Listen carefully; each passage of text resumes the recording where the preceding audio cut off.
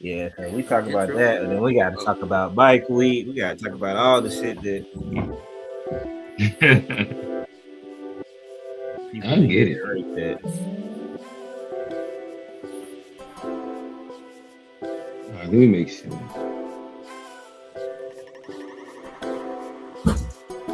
Hey, let me. If y'all can send in any J. Cole or Jay-Z memes dealing with the shit. If you have any. You might have to search in real time. Okay. Whenever you get time.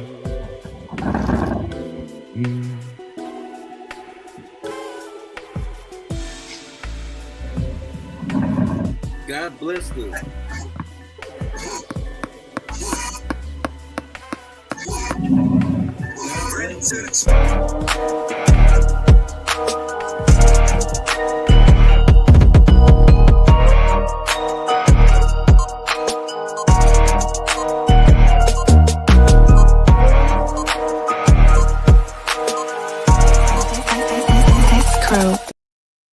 And like that, we're back. It is Unpacked, presented by the To Be Fair Show. And you're muted. Damn, how that happened? The GSH podcast. Damn, we ain't even getting the sound. We just heard you tapping the thing. We're gonna wait a second and let our guy G get it together real quick. But nonetheless, it is it's Unpacked. Over there. The To Be Fair Show featuring the G-ish. Oh my bad, G Axis Media. Bam, bam, bam, bam, bam. That's usually what happens right there. G, you want to try them horns one more time? Yeah, y'all hear that? We hear him hitting it, but Them shit's got a sound. Y'all don't hear nothing? No. Damn. Do you hear me? Do you hear me talking? yeah, we hear you talking. Yeah, you talking. And we heard you like hit the pad. We heard the Yeah, pad. we heard the pad get hit. Pause. We didn't hear the rest of it. Whoa, I'm just Yeah. going. I was going to leave it go back. Pause. bad. Hold on a second there. Oh, Q walked in. Yeah, he ran with that one. Listen, we ain't never let a late leaving coach stop us. We here, not on time, but we are here nonetheless. It is the guys, y'all seeing we all here, and we're gonna talk about the culture today. Did Jay-Z attempt to cancel the culture? Are we all heaven sent? Johnny too. And I don't know, is J. Cole continuing his apology tour? He said he loved what Drake did in the battle, and he loved what Kendrick did. He also hated that they both did it. And I don't know. We can talk about it. With that said, I love for the guys to introduce themselves. Starting to my right, G, talk to them. Y'all can hear me now? You hear you. Y'all don't hear that though? We hear that. All right, word. Okay, all right, we back, baby. It's G, host of the GSH podcast, where we focus on family, friends, finances, freedom, and our future. Forget about everything else. Search wherever you get your pods. Just search GSHPOD. Ha. All right, we love it. We love it. Beside him, y'all see him. He is the mayor of Charlotte. He is Black is Gold. He is A Black TV. Fresh from the motherland. Talk to us. What's going on, A Black?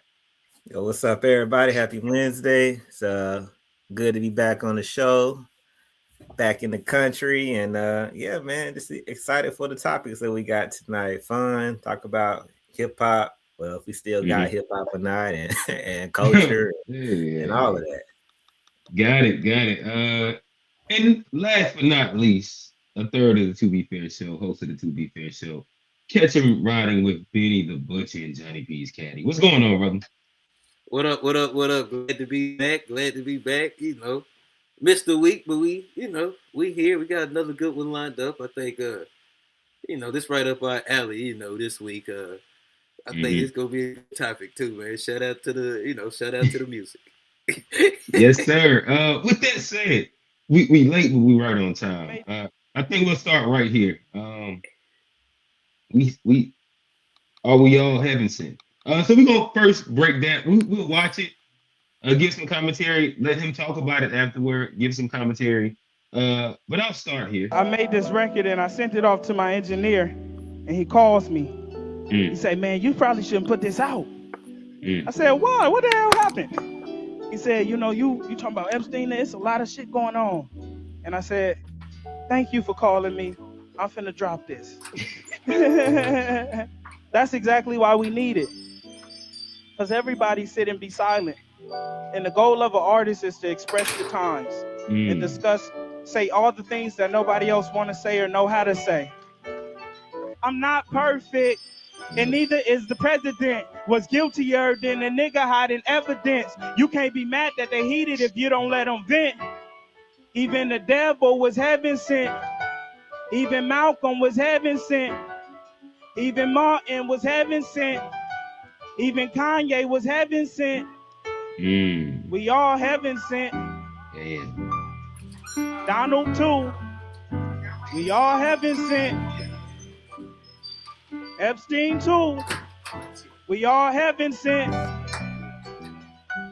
Adolf too. We all heaven sent. Even you. We all heaven sent. Fellas, give me y'all first reaction. I'm gonna talk to the G first. Our resident LaRussell hater. Talk to us. I mean, first of all, like, it's just not a good song. It's just nothing about that song that's like, I gotta put this out. It's just like, regardless of where it got controversial, the song is not good. I'm sorry. So the engineer was definitely on to something, pause, when he was telling LaRussell to don't let this fly. Now, you don't think so? So before he started talking about Epstein and, you know, everybody else. It was just it was maybe you don't like an the concept of interlude. that hook of like it's not a good song. It's not a good song. Too. People that understand, or people that have been, you know, righteous and the like. Just ain't you ain't rolling. He just didn't put it together well. Pause. You know, it just like I said, it did as a nigga who is supposed to be like, you know, somebody who's like a conscious rapper and critical about bars and things like that. It's like, now I'm listening to you now with a certain like, okay, well, what do you have to offer? And if that's what you hit me with, saying I had to go against my engineer and put this out there, I'm like, nah, not for me personally. But then when you get to the lines, the actual lines that make this thing ridiculous, it's like, now, are you just intentionally misguided and trolling, or are you? Or which one is? I like where you're at. And we'll I guess we'll circle back to that statement.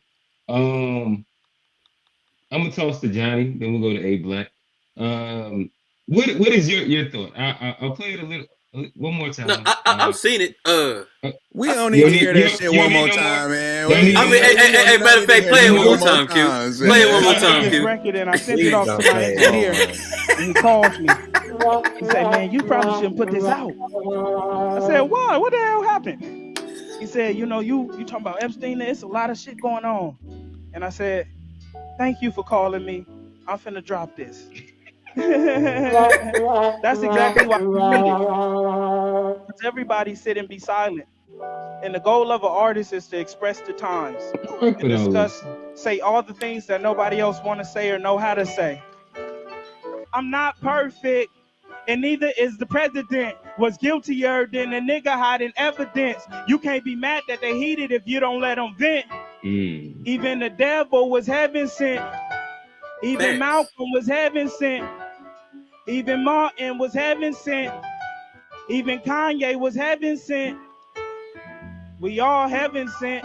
So if we stop right there, you still saying trashing, right, G? I'm saying at that point, you've not moved me.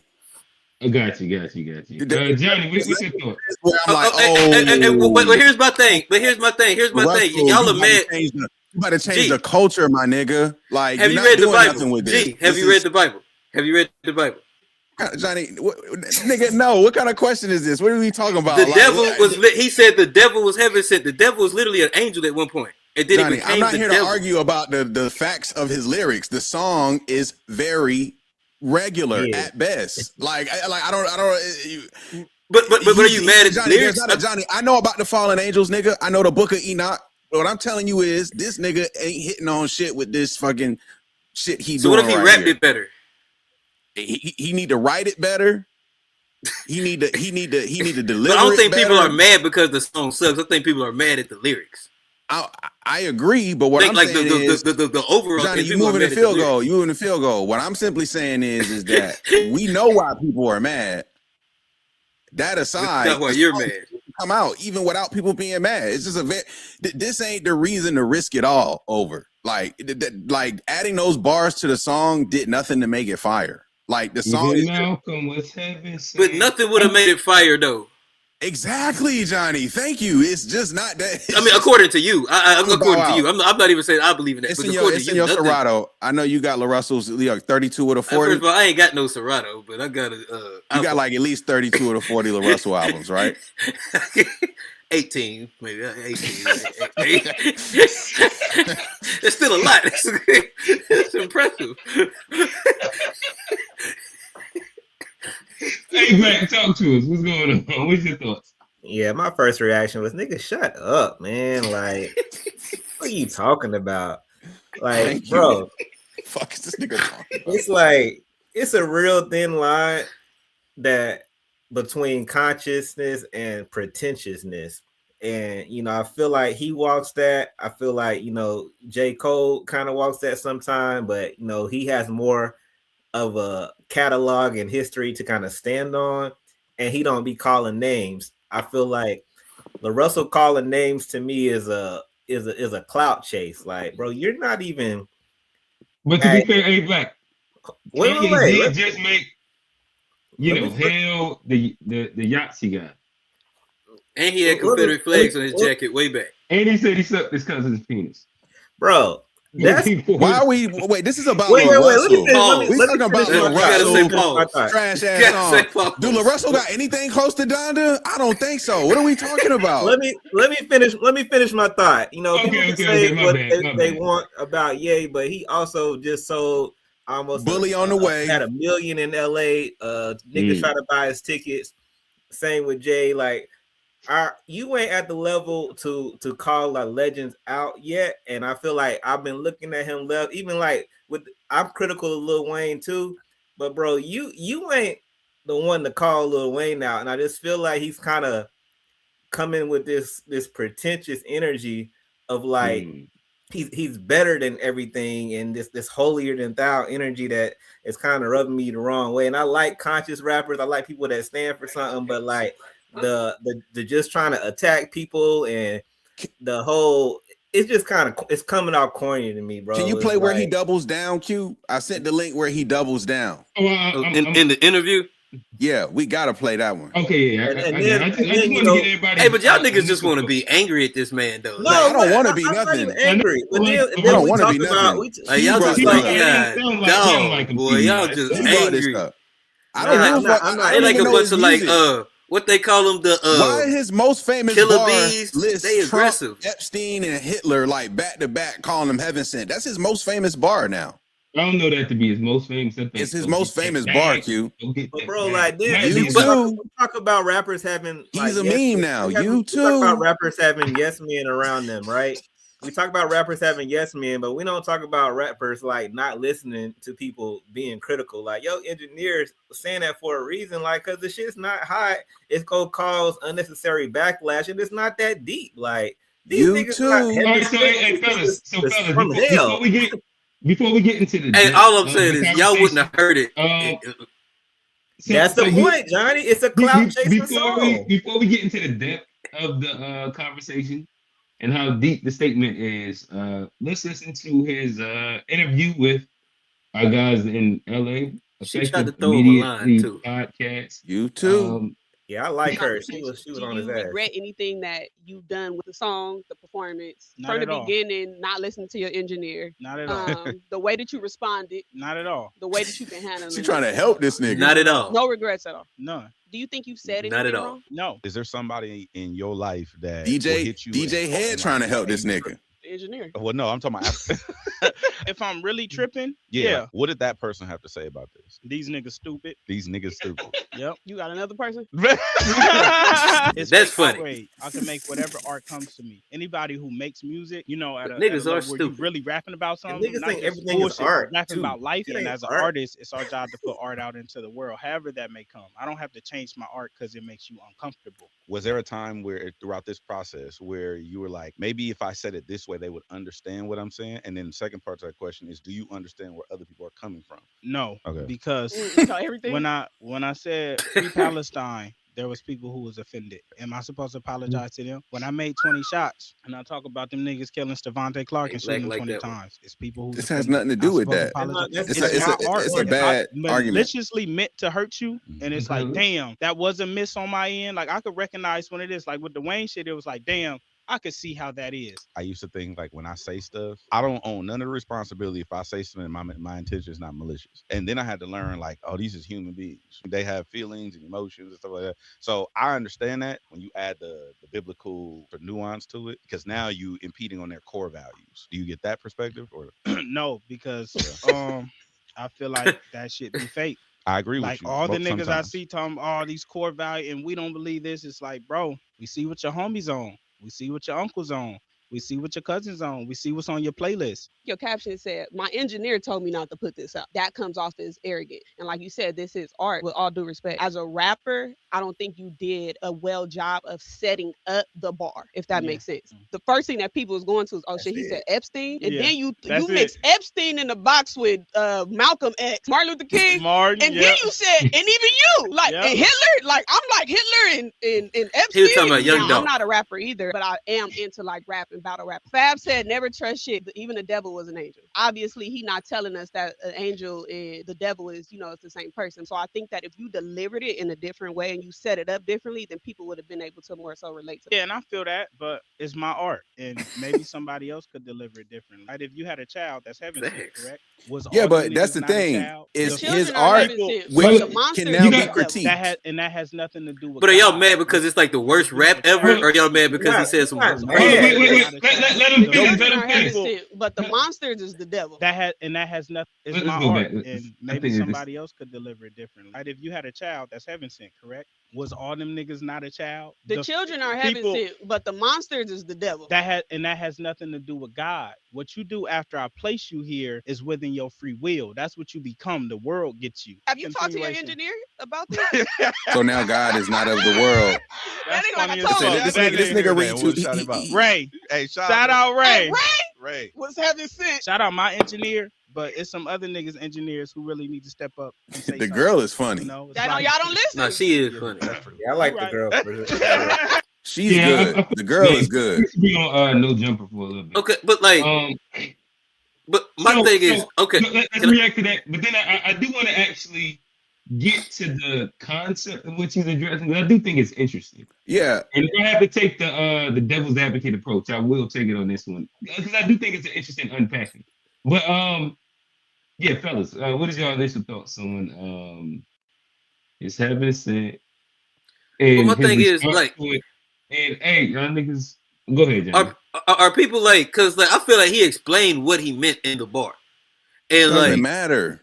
because it Man. sucked, right? Or are you offended? I'm not offended. It's just not good. So you this mad because it sucks? So Johnny, you ever seen a movie and thought it was ass? You ever seen a movie? Like it's and not thought it that was bad. ass? It's not like a Tubi movie bad. It's No, like it's it's just pretty okay. It's bad, like Johnny. all right. It's It not is Soulja pretty Boy. bad. It's not Little B. Like it's some bad rap out It's there. not even. It's not even It's like. not moving. It's exactly. It's not deep. But it's Damn. neutral. So the reaction should be Nah, neutral. it's not We're neutral. all But born y'all act, innocent. but that's because We're people all are born offended. innocent. It's not because the music is that bad. You This trying reaction is to becoming because make people it are about offended. somebody being offended when the reality is that it's not good. People are Nigga, saying you, it's you not listen bad. to Soulja Boy back in the day, bro. I No, just I think it's didn't. like mad I didn't. things that All I Soulja said Boy was You moved more did, than it's nigga. way worse. You did, nigga. I see, did. nigga, you too. Yeah. You listen to Little B, nigga. Nigga, And they ain't listen you, to Soldier Boy. even you. I feel like we could point to like mad raps that our favorite rappers did that was worse than this. To be honest, but No and rapper is let's above criticism. No rapper is way above more criticism. shallow. I do think that it's an interesting concept. I think he delivered it horribly. But That's all I'm saying. I think in concept, I don't think it's a shallow concept. But And then I think that most people will run from the conversation of it, and maybe that's like his piece where he's saying the artist is meant to engage to where if we eventually get past the fodder and get to the actual conversation where to me it's almost like a worldly free will conversation that's really trying to be had where it's not. None of his Well, no, bars. Q, can I Hey, ask hey, you, hey, hold on, Q. What you think the goal is? What you think the goal is, Q? Like, what's the goal of this track? Like, because we all know we're born innocent, but it's what we grow into. That's what we're known for. But I think like, he's talking about what the world makes us. The world ain't make everybody know Hitler or know Epstein. Niggas wanted to be that. No, I think that's the point. I think that's why he juxtaposes a bunch of different people. No, but see, this is Kanye, Hitler, Donald, Martin Luther King, Malcolm. Like what you explained with your first two sentences to me is the concept of the track, and I think that we've had way more shallower, deep tracks. Let me just speak on behalf of wrap your life backwards. Let me just make a couple of statements here without being interrupted, especially on behalf of FBA. Okay. First and foremost, he lists FBA greats and juxtaposed them to white devils to put them all on the same in the same class. It's just like, why do you need to take our best and then compare it to white folks' worst? Man, hold on. No, we hear you. Oh, my bad. I'm getting this nigga thought he unplugged the mic with this shit. Okay, why do I need to have that comparison, one? And then two, when you really listen to what he's saying, okay,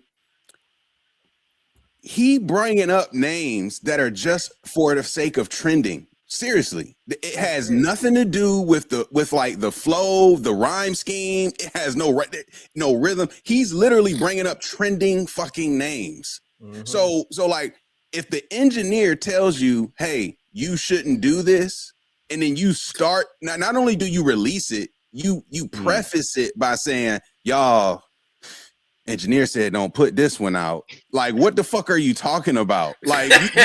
You're not even like presenting something like fire after that. So that's more so what I'm saying is like this whole presentation was just ass. It was ass. And I'm telling you, I think that if we ever get to like the deeper conversation, I think that it's out of. So hold on. So let me finish 2 points. Out of 40 albums, his most famous line is naming those 3 white men. And then my last point. Again, I don't think so. I think that most people that know LaRussell know. But most people don't know this nigga, is my point. So I said his most famous bar is those 3 white men. Most people don't know this nigga's music. I think that shit better than everything Jack Harlow dropped most people, okay, oh boy. So look, this shit better than everything Jack just dropped. Y'all are trying to derail me right now, is what y'all trying to do. And it's unbecoming. It's unbecoming when I'm trying to land the plane. I don't want it. So this nigga did what he did, and then on top of that, y'all done make me lose. The bitch then flew away. I didn't lost it. The last thought gone. Y'all got it. I can't even. I don't know what I was gonna say.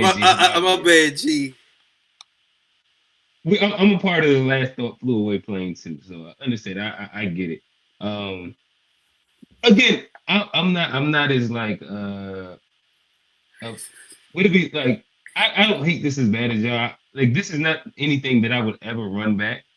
I also initially only seen the Donald 2, Epstein 2, and then I heard him later building like the whole concept of it.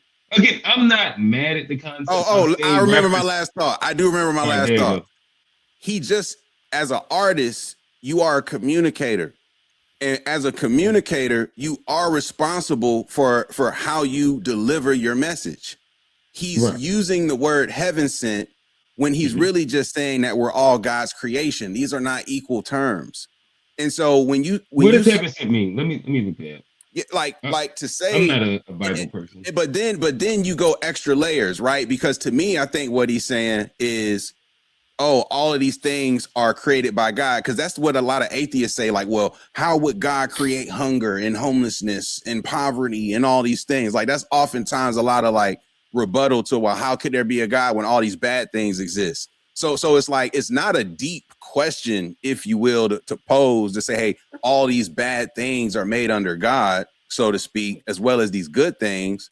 But you shouldn't call all of these things, quote unquote, heaven sent. I think that's where you start to lose the message, in my personal opinion. I get but that's where, to me, I guess, if we attack like the concept, and like move it away from him and like how trash his bars are, in general. And so, do y'all believe in the concept of what he's actually talking about? But do we know what he's talking about?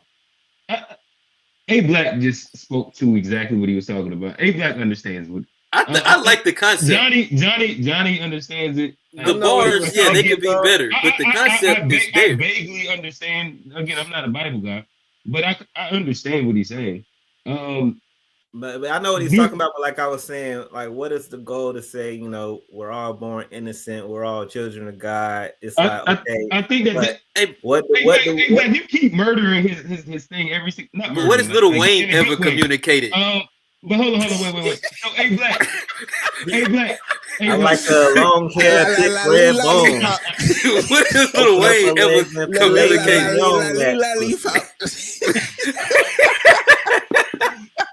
But no, it's not Lil Wayne. I don't care. The thing is that, like, A Black, I feel like we need you as his. Y'all remember not Ken Peele?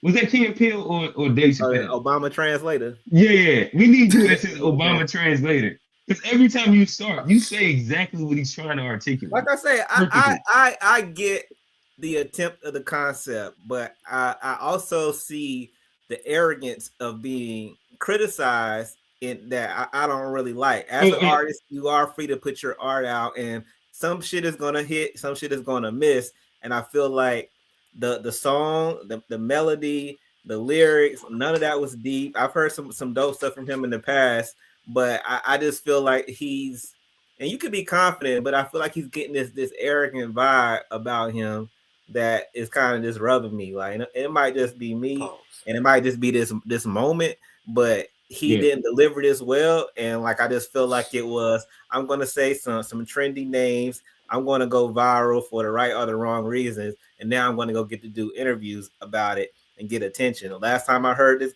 him get a lot of attention was attacking Lil Wayne. Like, it's like when the moments start to eclipse the music, I look a little left at you, because it's like, now it's like, are you attention seeking? Are you genuinely about the people? Are you genuinely about the culture? Or it's like, how can I get my next viral moment? Let me throw some big names out here and everybody's gonna react.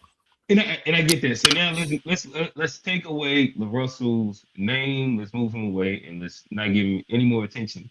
And speak specifically to the concept in which he's addressing. What is your thoughts on the concept? Because I also think that that's. Can you define the concept just so I'm on the same page as everybody? AQ. Before we get, go ahead, Johnny. Johnny, you do it. Before we get there, because like I think people are getting caught up in the word like heaven sent. And I think the concept is more than just heaven sent. I think that's why I'm asking to define the concept. Just define it. Define it. But I think well, to me, but to me, when he's saying heaven sent, I think he meant like of God's people. I don't think he necessarily mean that like you're from heaven or like that. I think he means you're like a gift from God. Like, I think that. I think he said everybody. To me, I took it as, especially once he said the devil too. Like, everybody derived from the exact same space. We're all God's children. That's a better way to say it. A Black has said it like 3 or 4 different ways. But to me, that's what I take it as. Like, he's one of those we are the world people. So you telling me this is like a? Are you telling me that this is like a enlightened, like fresh concept? and enlighten for us. Like I'm trying to, like, when you say are you saying this is a concept that like hasn't been explored, or like an original concept, It's still or like worth a talking about. creative concept, or I'm trying to understand the angle. Oh, it's not new at all. But I don't understand needing to understand the angle. I think that most things under the sun aren't new. Most conversations and concepts aren't new at all, and it just depends on how it's approached. I don't think that this is a new concept at all. This is I'm just saying that this is the concept. He's a we are the world people, and he's a we are the world person, and this is a we are all God's people song that's saying that we all come from the same creator, and it came with love, and the world and the worldly things create us into these different deviant things. That's what I took away from it. Do people know why the devil was an angel and not anymore? Because the devil, or Satan, who was Lucifer, he wasn't heaven sent. He fell from heaven. Like first it was God, then it was the angels, and then God created man and told the angels, you have to protect and worship man. And Lucifer wasn't with that. He was like, we angels, why we gotta bow down to your new creation? And in his rebellion to God, he fell from heaven into purgatory. So just that concept alone, I get that he used to be an angel, but he wasn't sent. But if he fell from heaven, like, that would be he fell. He was cast out of heaven. So exactly. It's different. It's different from being heaven sent and being cast out of heaven. So you got to throw the whole Lucifer analogy out from there, because that's not the comparison. And then you got man who's born from earth. Like, you're not born in heaven, and then like God send you down here in the stork. You're born on earth, and your goal is to get to heaven. So maybe I'm getting technical with the semantics of heaven sent, but that's a big piece of why this matters. Was my point. That's a big piece, because the terms matter. Bro, nobody care about vocabulary in English this much until it comes to LaRussell. So when you throw in like real, it's a concept. But hey, we go to class. We gotta look up definitions and shit. But Johnny, you can't say it's a concept and then frame it with bad language. Like, words mean something. Otherwise, why are we said it was bad, communicated badly. We said he did a bad job, but now let's get to the concept. And so if he said heaven sent, when I get to the concept, Johnny, when I get to the concept, then I gotta ask, okay, well, why? What's the why behind the mentioning these devils? You have real devils of Epstein, of Hitler, who put niggas in ovens, of Donald Trump, who's really destroying the world in real time right now. Then compare them to Malcolm X or Martin Luther King, so what is the why behind saying? But you don't see, but you don't see the whether you agree with it or not. But you don't see the similarities in between the devil in heaven sent, Epstein too, Donald Trump too. You don't see the correlation in that. If he said the first part, the devil was heaven sent too. And then he mentioned some really good people. I've already done nuked the whole devil part of like. Right. So Black, to me, it sounds. This is just what I took from it, is that he's giving this juxtaposition in this world, like this world of free will, to say which way will you choose. That's what he's saying to the audience. Like, even Donald or Kanye or Epstein or Martin Luther King, if every little child comes in here as a heaven sent creation. But you get exposed to the world and you have your own free will. Which route will you choose? To me, it feels like you're putting them all on some type of equal moral parallel. When everybody was on the equal playing field at first. Wait. Can I finish a thought? Yes, sir. They on one today, Black. They trying to take niggas out of the paint, man. Okay. Yes, but we're babies, we're on the same planet. I'm talking about these people, the things that made them infamous. You're putting them all on this parallel, like Malcolm X, Hitler, Epstein, Kanye West, like Donald too. Like, okay, but what is the why of putting it? So what do we learn? Like, do we got free will to choose? Like, what's the why? Because that's not a deep concept to me to like compare. To me, I think that. Then what? I agree. But I think that isn't it like one of the. Y'all just don't agree with the concept. No, I agree with the concept, Johnny. I agree. It's just not. It's not landing. What's the land? What's the end? It's not artistic. What do we glean? We're trying to take it outside of the Russell call it art. And bring it just to the larger concept. And y'all don't even want to talk about the larger concept. The larger concept don't need talking about though. Everybody agrees. Everybody agrees. I don't know if y'all agree. Who? So just for clarity, who doesn't agree that God created all things under the sun? Sure, let's keep going. Now keep going. They know we need to keep going. Who didn't know that? That's not a grand concept. We agree. You was born. Y'all are interested.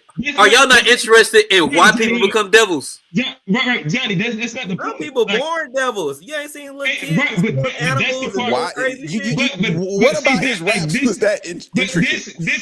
This is the part that we don't agree on. Like, I don't agree that everybody's born devils. Nobody said everybody's born devils. Who said that? I said there are people out here that he said there are people. He didn't say everybody. He said there are people. There are people that are just like naturally, like you see them doing what they would call abnormal, perverse, violent behavior at young ages that the world didn't teach them, that they didn't see on TV. You just see, why is that little kid stabbing a rabbit, or why is that kid keep burning shit up? Probably like abused. Some people just do shit, and the world didn't teach them that. Like just like and to me, I don't know. And to me, this is the part that I think is the interesting part that he's actually addressing when you get, because I don't agree with that. And I think that it's an interesting, fun conversation. But we're making it a different conversation. We're making it a different conversation, though. We're giving LaRussell too much credit. This isn't what he was rapping about. I think it's literally exactly what he's rapping about. But you don't like LaRussell. But I think that this is like the idea and concept of free will is exactly what he's talking about. And this is where the split comes in at. It's like the fate and free will piece, where if you think that the world is predetermined, inside the sense of like some people are born and they have a predisposition to be devils or to be low IQ or XYZ. It's a bunch of things you can be predisposed. Do you believe that people are born gay? No. I think that you ain't never seen no little kid like that nigga just gay. Like some nigga just they got that sugar in their tank. Nobody's born gay. I just want to hear your opinion on that. That's not my personal opinion. Again, I come from Johnny. I can ask Johnny. Let me Johnny real quick. Again, I come from a I ain't got no opinion on that. I know I wasn't. I have again. I got no opinion on it. My base is inside psychology, so like I believe in conditioning, and I believe inside like the nurture part of the world, and there's a bunch of things subconsciously that we're exposed to as a young kid. Whether that is, the Oedipus complex, we can go down the line. That ends up turning us into different things that we might not necessarily know all our unconscious triggers to. But again, that's just not my take. I don't think that people are predisposed to believe a specific thing. And I think that most ideologies that we hate are based on that specific lie. Like that innately Black people are evil. Innately Black people are low IQ. Innately Black people, and then you could just run. But some people are innately born athletic, though, right? I get like there's some things that can be innate. Is my point. Some characteristics are innate. There are things that you can be. We're robots. We basically robots. If there's there are some innate traits. Like I think athleticism is like there are things that are ingrained within your DNA. That's one of them. I also don't. Why not? If physicality can't be natural, why can't psychologicals and shit? If you can say his statement wasn't. Go ahead, my bad. Some people are just physically gifted. Like there's some shit that we can't do, no matter what conditioning the earth puts around them. Some niggas are just born, in a physical specimen. The same way people are born physically, and people are born mentally, morally, and spiritually, just in different ways. That's the distinctness of humanity, of our species. It's like we're not just born with the same behaviors. We can track behaviors of animals and everything because they all do the same shit in cycles and migrations and stuff. That's what makes humans different. Is we're not robots, niggas. Some people are just born very good. Some people are very bad. Some people are conditioned by the factors of their world. Some people born walking with a switch. Like some people born wanting to fight and be violent. Can I add to this point too? Because my thing is like this idea of good and bad, evil, heaven sent, devil. The thing is that this is my personal belief is that similar to temperature, there's a scale of numbers, but there's no real definition of hot or cold. It's all relative to something else. And so I feel like when we talk about good and evil, it's a similar sort of application in that there's really no such thing as good or evil. It's all relative and contextual because, for example, inherently people will say thou shalt not kill, right? But if you are defending yourself from somebody killing you or one of your loved ones and you use lethal force, then the killing is justified. So it's not like an absolute that killing is bad. It's contextual. So like this idea of people being born good versus evil, I wouldn't necessarily say that people are necessarily born versus like good or evil, but I do think people are born on different places of the scale that sits on, to where similarly, some people might be born at 70 degrees. Some people might be born at 32 degrees. Right. It's about susceptibility. I can agree with that. I think that like even if you look at like brain chemistry, some people are more susceptible to being depressed. That doesn't mean everybody within their genial their genetic chain is going to be depressed, but it's a susceptibility. Same thing with alcoholism, addiction, XYZ. I think that it don't make you innately a drug addict, but if you make those choices, you can lend yourself inside a way where you have addictive personality behavior traits. Yeah, it's kind of but then you are somewhat innately born with certain traits that skew you to lean, quote unquote, hot versus cold, good versus evil, so to speak. Like, I guess that's like we are innately born with distinctive traits. How we label them and how they manifest as positive or negative is like a whole other thing. But the predispositions, I think we are agreeing that there's something there that we come into the world with that may place us lower or higher on the scale of like where we end up. So it's like you are born with something. Like certain, like different predispositions. Yes, I think that what they're like it's so many things that are variable, and I think that the biggest variable ends up being like not IQ, environment.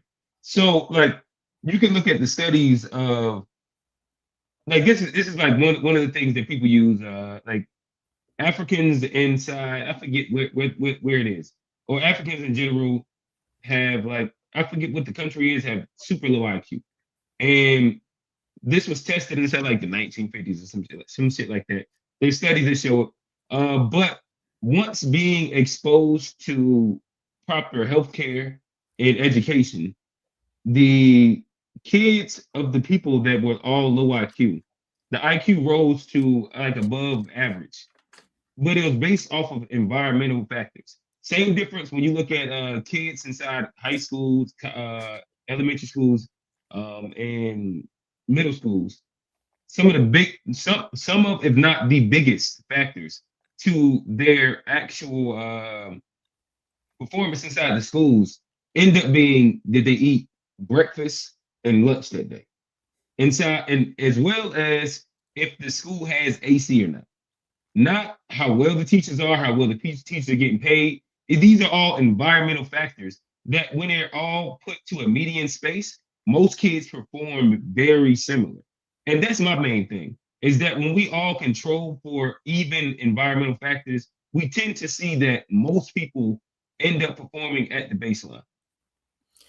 Yeah, I don't disagree at all that environment and how you're raised and what you're around can condition you to be away and do certain things. I don't deny that at all.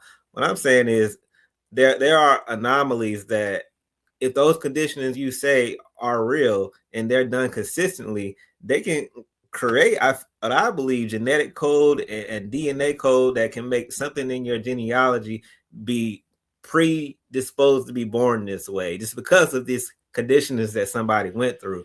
But if you can have one or That's even been a few, proven scientifically. What if A-Black is if saying, you got the a few trauma of gets those, passed. I believe that's enough to epigenetics. say that maybe the general people are born and are just shaped by their environment. I would agree that that's the majority.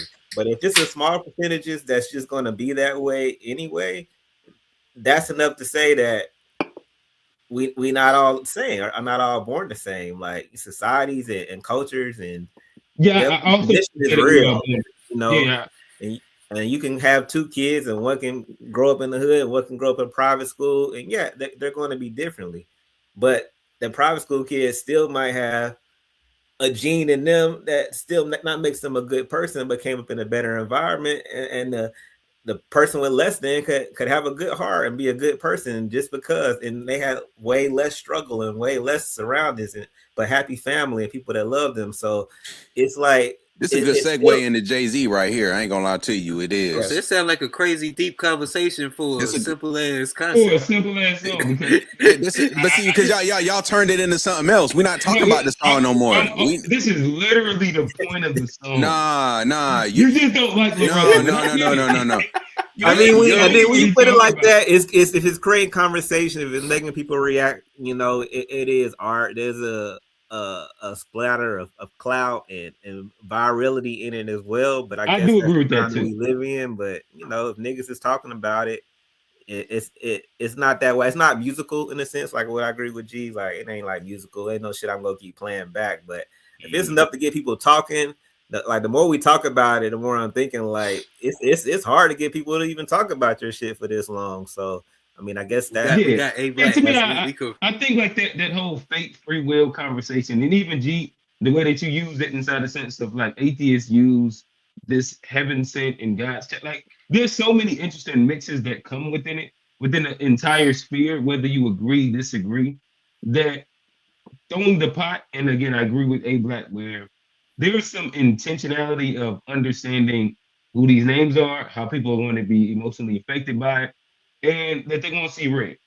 And to me, what it ends up coming down to, and I always look at I try and test myself on, like, can I remove the message and the messenger? And I know, like, me personally, sometimes I can't. So I ain't going to act like I'll just be listening to R. Kelly music and shit like that. Hey, but Steve got a question. All right. I was gonna say I don't think the rapper does have the properly communicate, because think about how much slang is used and how many times rappers say stuff to like codes and stuff. I think like it's on the people to pick it up. They canceled the baby, right? They canceled the baby because of what he said, right? That wasn't rapping. That he said something. That was a statement. Yeah, he just said them niggas sucking dick out in the park. He was on stage performing. He was on stage performing. I'm like, if you ain't sucking dick in the parking lot, why'd you mad? Like that was just like he was on stage performing. Right, he was just doing his little shout out segment. But to be honest, like you typically hear rappers, especially of like an older cloth, say that they don't explain their bars because they prefer to be left up to interpretation. That's the point. Yeah, that's the point. But sometimes it's not that deep, and exactly we can make it that deep. We do the same shit with Marvel, with Lord of the Rings, and all type of shit. Sometimes fans, we can make shit deeper, and I guess that's the art side and the good side of what he did. But if we talking musically or anything, for me, at a high level of consciousness, it don't do shit for me. But I'm also 39, 29-year-old nigga. Like LaRussell might be next best thing to him. Like I already heard Jay like. Of life and death and why we here. Like, so for me, it ain't nothing new, but I can see this for a younger nigga crowd. Like, okay, he doing some different shit, because I mean he doing some different shit. It's some clout chasing shit. But this is the thing, Q. Our platform is talking about this in an intellectual way. The average response is not having a deep dive about free will, nigga. The art didn't deliver that. Right. Like the average listener listening is responding just to the fact that, wait, you talked about Trump, Epstein, and Hitler next to Malcolm X and Martin Luther King. What's going on? Like that's the average listener response. Nobody's talking about free will. That means the artist didn't hit the mark. But whether it missed the mark or not, but that doesn't denote that that's not the attempt of what he was talking about. I can't speak to somebody's attempt. I don't know his intention. And him explaining it, he explained it the exact. He even used the word free will in his explanation. Like he explained it. Like to me, it's not hard to understand it. I think that the majority of people are triggered by, and they can't listen to opposing. But Q, that's listening to the explanation, not the music. When I heard it, that's what I took. You said intention. Like to me, when you I don't think he spoke to his intention in that interview personally. That's to me, juxtaposing these two people, and then using the idea of like heaven sent, and then the devil, and then these people. Like to me, this only thing that I would take away from it. But I also understand that a lot of people will be triggered if you use buzzword names. And like what he spoke about before is that this is the role of an artist to get people talking. Yeah. And I think that whether he did a bad job or a good job at communicating it, he has gotten on multiple levels people talk about.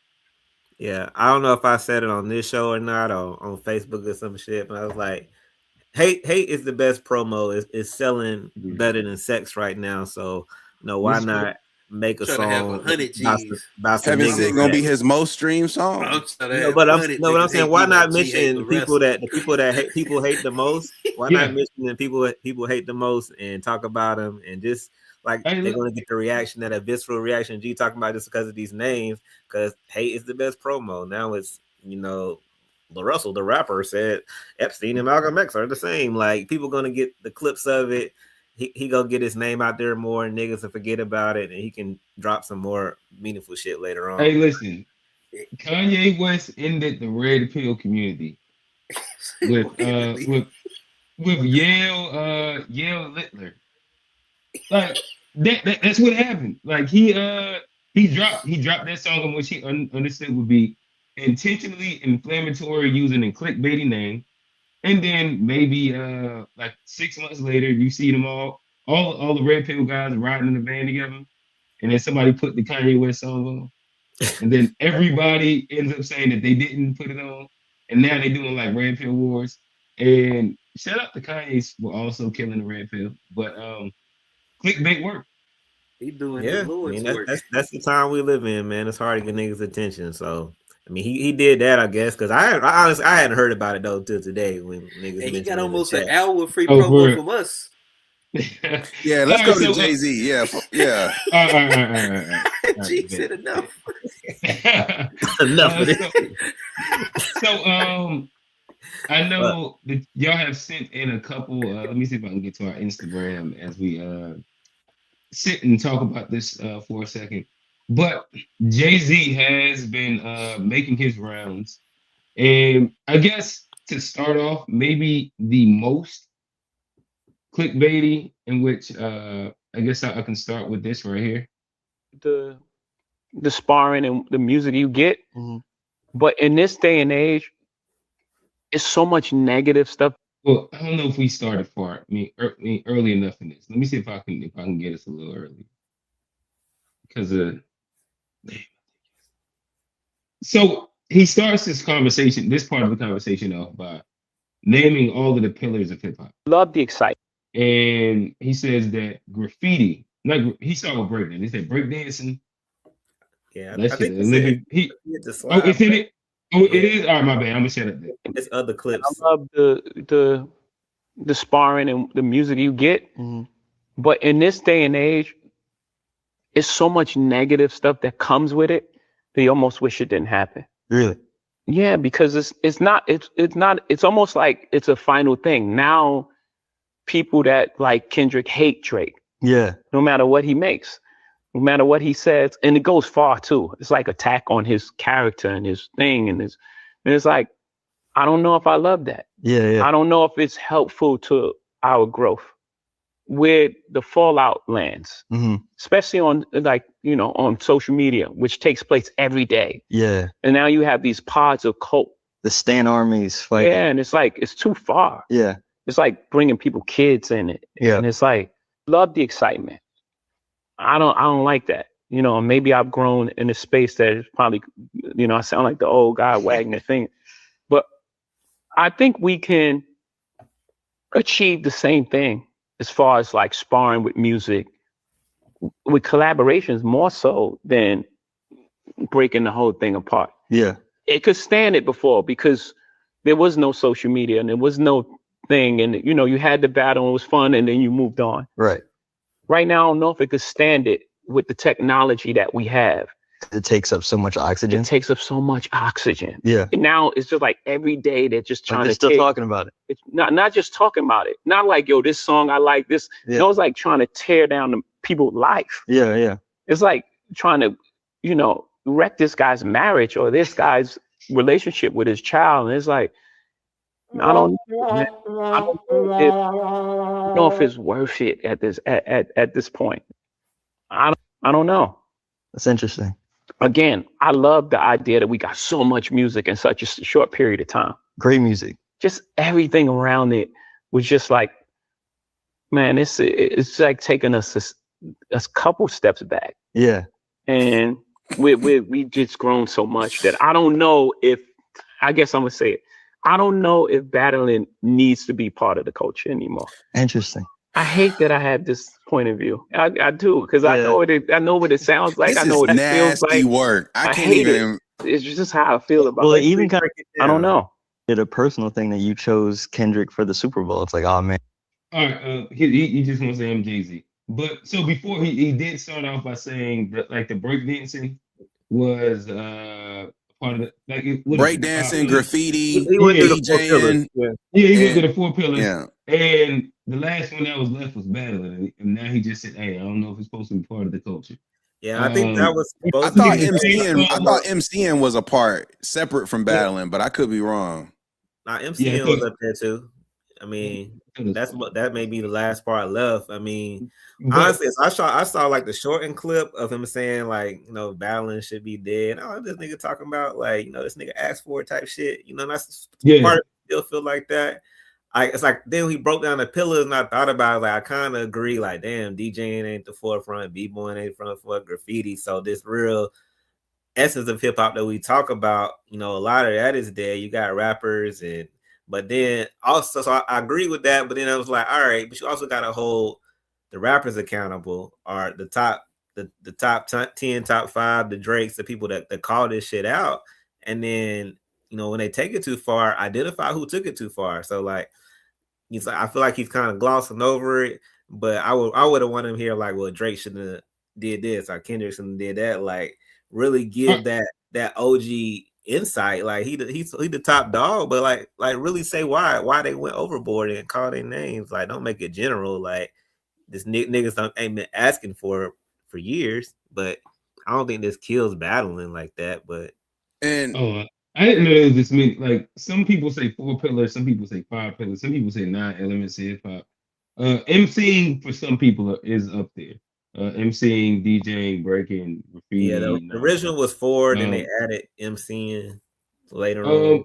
In which I get, I guess, so like, I don't know, a lot of this was kind of nasty to me. Especially Jay-Z speaking about going after kids, and then him also having his mama make him apologize about talking about leaving condoms on baby seats. Like, to me, it's like a weird little thing where when you do it, it's cool. When everybody else do it, fuck it. Oh, it's beyond weird. I'm out of it. And to me, I don't know. I guess I just don't like even his breakdown of the death of the pillars. I don't agree with, because if we go to the club, everybody still go clubbing. They go to the hookah lounge. We just had an event at the gym. We playing basketball. Guess what we had? A DJ. Like you go to the club. I said club already, but like it's so many different events. Matter of fact, I was just at the Boulevard Bash thing. Guess what you have? A DJ. Everybody still get together, commune around these people. And it's hard to say that that's dead in comparison that like everything does evolve. Again, same thing as graffiti. I think that I we think ain't more got to like get into that. But the iteration of what a lot of them things used to be might be dead, and like they evolve. Like the culture is still like niggas is eating as DJs everywhere, but you know they might not be at the forefront like they was. You know, yeah, niggas ain't but But not for the b-boying. same reasons that he listed for battling. Like for battling, he talked Yeah. about like the toxicity in social media. These other pillars didn't phase out because it got negative for the culture. Like these other things phased out because the culture evolved, the culture pivoted, like things It was changed. kind of like 1.5 of them because niggas do still do graffiti. Like it was mad niggas that was in rap groups that I was with. But it's not a that hip still hop thing graffiti. like that. It ain't like a It's not- like a culture like Q like I understand that. is like Graffiti is that. now its own culture. It's not like a I hip hop thing. I can agree with that. I can agree with There that. was a Graffiti's its time- own culture. Yeah, You it can was a time argue. we were- Breakdancing is its own culture. That's not I can agree with necessarily that. hip hop.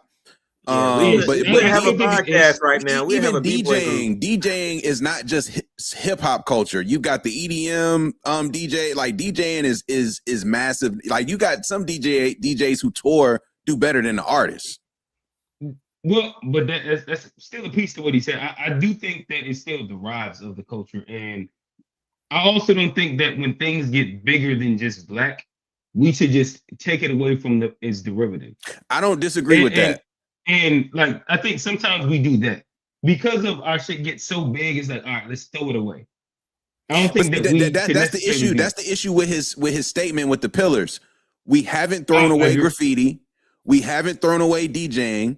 We haven't thrown away battle rap. This shit or no breakdancing. This shit's in the Olympics. So why do we need to throw away battling? You see what I'm saying? And the thing is that what I also have just an issue with the fact that when Drake and Kendrick first started, I remember vividly. It was like 6 or 7 overheads that came out. And after Kendrick's first one, it was like, that shit cool, but it ain't hit him up Tupac. It ain't, and then it Ice Cube, no Vaseline. Right. Disrespectful versions of the battle rap. And to me, now it's like revisionist history where like, hey, battle rappers went too far. But then at the same time, they were egging it to be the worst thing. And I mean, like, we can't act like the Bridge Is Over didn't start fights and shit. We can't act like every single version of the battle did. But then also that battle rap in itself has grown into this big culture. We all know what URL TV is. We all know who Hitman Holla is. We all know who Murder Mook is. Like, go ahead, G. So I got a couple of things I want to say as it relates to Jay-Z doing the whole interview and tying it back because one. Let's stay here first because we're gonna broaden it out. All right. So if we just focusing on the battle piece, okay. Let's take a step back to Jay-Z. Is notorious for taking shots at niggas throughout his career. Notorious. Even before the Nas beef, Jay-Z is well known for taking shots, whether it be Mace, 50, etc. Like Jay-Z is notorious for like throwing darts at niggas. Yeah. Now, separately, when the whole Jay-Z and Nas thing popped off, there was definitely a division. There was definitely a sides chosen. He did, yeah. Like I remember it being in the cafeteria, niggas arguing Jay-Z versus Nas. Furthermore, I remember Kanye going on record talking about how he wanted to do projects with Nas, but he couldn't because of the whole Jay-Z Rockefeller thing. Furthermore, I also remember Irv when he was trying, who had close ties with Jay-Z, was now all of a sudden on the outside in when he started doing business with Nas and Murder Inc. We've also seen this nigga Jay-Z step on Nas's releases repeatedly for like a decade after the whole takeover Ether beef. Like every time Nas had something, Jay-Z was coming right over the top to step on it. It's like not a coincidence. Every single time. So this, now granted, they piece things up, which is great. But the reality is that this nigga Jay-Z, and granted, he doesn't say anything about Dame Dash, but he has a clear beef with Dame Dash. Let's not make no mistakes about it. And Jay-Z now is like he's very much coming off as like he's removed from the thing that he grew up in. He's something else now. He's not the Jay-Z you hear on those albums is not the person sitting in this chair. This person sitting in this chair has no worries, has no hunger. So this it's something about a building that make you peaceful. and it's beautiful, it's lovely, but don't then tear down the things that ultimately put you in your position. But then to put the icing on the cake, nigga, you have a hand in this directly, whether you want to admit it or not. You platform this nigga Kendrick to go live on the Super Bowl and go crazy with the diss track. You did that. You knew it was a smart business move. You capitalized off of the beef yourself for your own benefit with the NFL. So you yourself can't now after the fact say this got way out of hand when you had one of the key like springboards into making this even bigger of a deal by giving him the Super Bowl stage to go crazy. That was a knife twisted. Come on.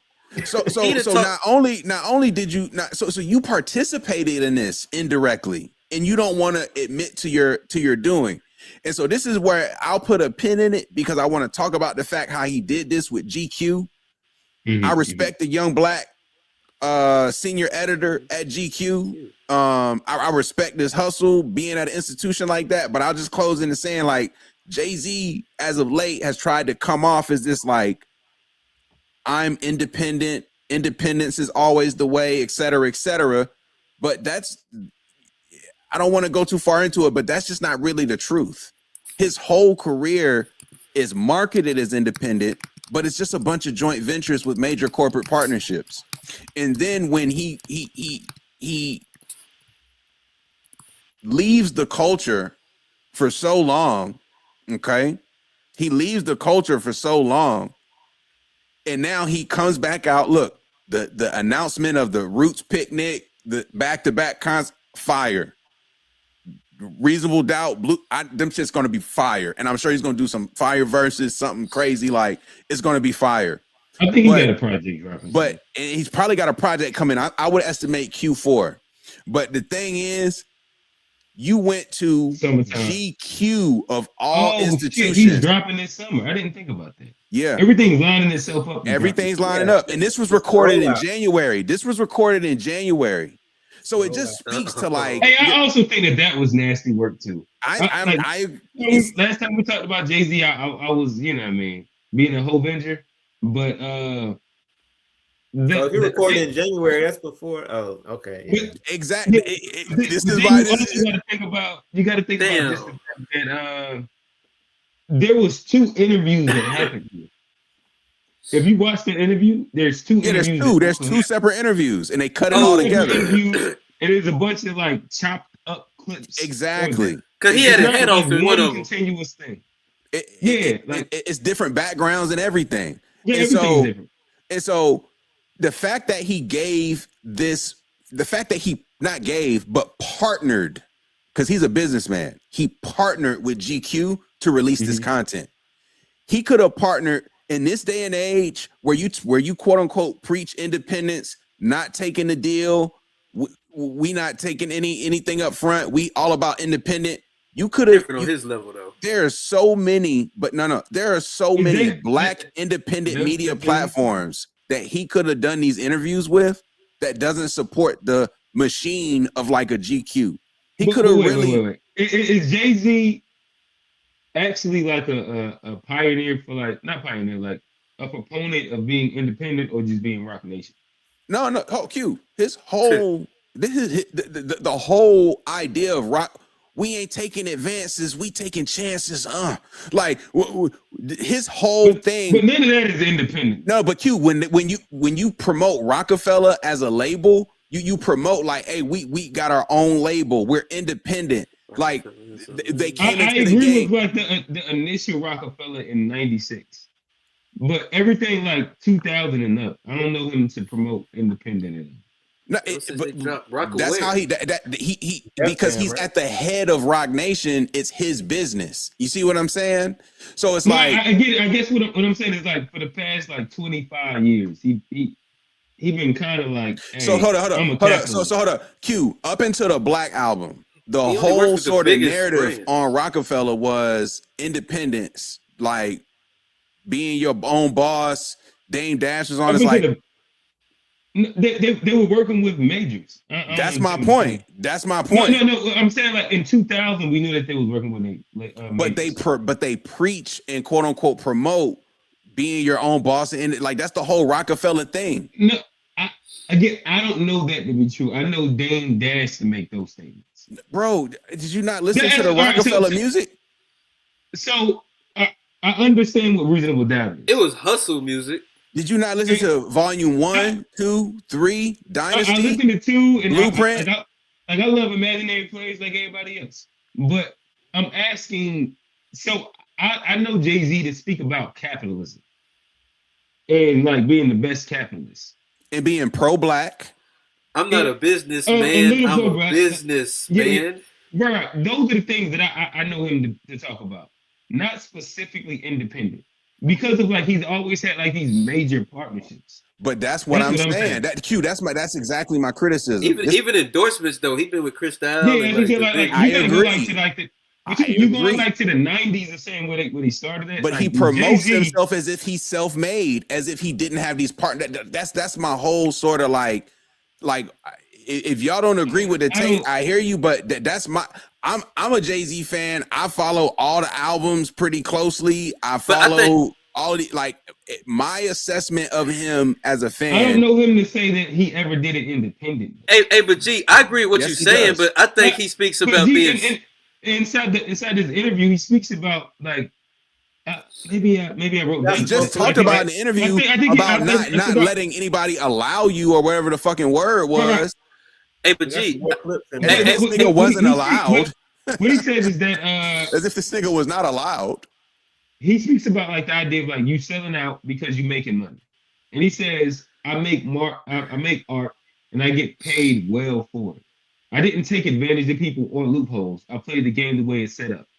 Most people are idealistic, unrealistic, and he speaks about that inside the framework of capitalism. Can you go to the clip? Hey, but G, I'm gonna be honest. I was listening to this. Like I was at a road face. I was listening to it. I don't have the time. I sent it. But that's like it. Specifically that. Yeah, it's talking about the allowed thing in the chat. But is this that? Do you feel like you are kind of setting a mold or leading a charge for like what the successful black man is allowed to do? And like breaking these spaces, breaking these confines. Yeah, I even want you to take that out of your vocabulary. Take what? Allowed. You know what I'm saying? We're not allowed to do anything. You know, in order for someone to allow you, they have to have authority over you. Mm-hmm. No one has authority over us. We exist like everyone else here. No one can allow us to do anything. But that question, a billionaire, word comes from a real space. And I want to eliminate all those type of words for us. Yeah. Yes. So the answer to that is yes. When you're on a mission to eliminate words like allow, like you said, do you feel like that makes you a target sometimes from? Oh yeah, for sure, 100%. What's the Nipsey thing? Pray for me, y'all. One day I'm gonna have to pay for these thoughts. Real niggas is extinct. It ain't safe for me, my dog. These are real fucking lyrics. You've come back to that a lot in the last few years. Like the more I reveal me, the more they will kill me. Stuff like that. Who, when you say they, like who is that? Whatever the threat to, however the system is set up to keep things at status quo.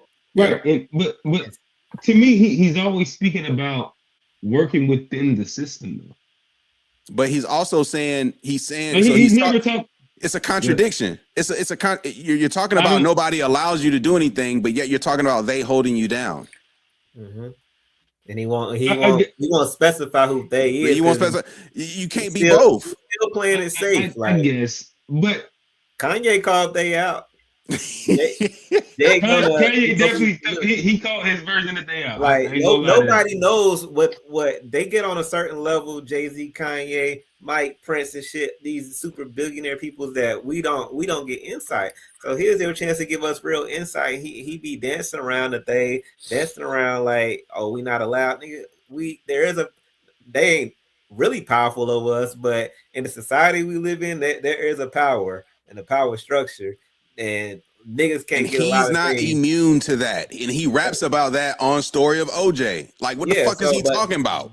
He's above it now because he can hop on a private. He's not above it. He's still a nigga too. He's still a that. nigga too, but he's forgotten that. It's levels to niggas though. Nah, so now he's OJ. So now he rapped about a story of OJ. Now he is OJ. Right, but I don't know.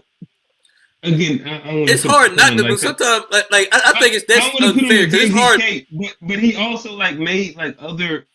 I don't think things have to be mutually. And I got you, Johnny. I don't think things have to be mutually exclusive. Like he also speak about like self autonomy. He does it inside this interview with like the idea. Some things I don't want to mix up the quote, but it's along the lines of like. Some things for some people things happen to them, and then some things for some people things happen for them. And it was like some version of perspective or some shit like that. And I think that all these things align with like your viewpoint. If we bring this back to allow, it's how you take the like mind state wise. If somebody's allowing you to do it, then there's a limit to it. If you don't, then there's barriers that you can break. I get that, trust me. And let me hop in, but like, I think what the thing is with Jay-Z, and why like I've always had a certain level of respect for him is like I think what he talks about is the independent route is he did a good job of getting in a lot of these rooms, and I think he is self-made and he took a lot of chances on himself, and he did a lot of good business, and maybe some of it some of the deals might not have been good, or he with the Nets and stuff. People forget like this was like a he kind of worked his way up there, but I think like even if you're a white billionaire, like there's always competition once you get into these spaces, and like I think when niggas say allow and stuff, there's like a lot of things white billionaires can't say either, or like because of like some of these bigger systems and stuff too. So I think when he's working in them systems, like in America, it's tough for like that true like to get to his level. A white billionaire ain't got to say what a black billionaire got to say because he ain't oppressed and the masses of his people not either. Like so, as a black billionaire, you in a different position, and he played it safe, like and to keep. But I mean, but like but that's unfair.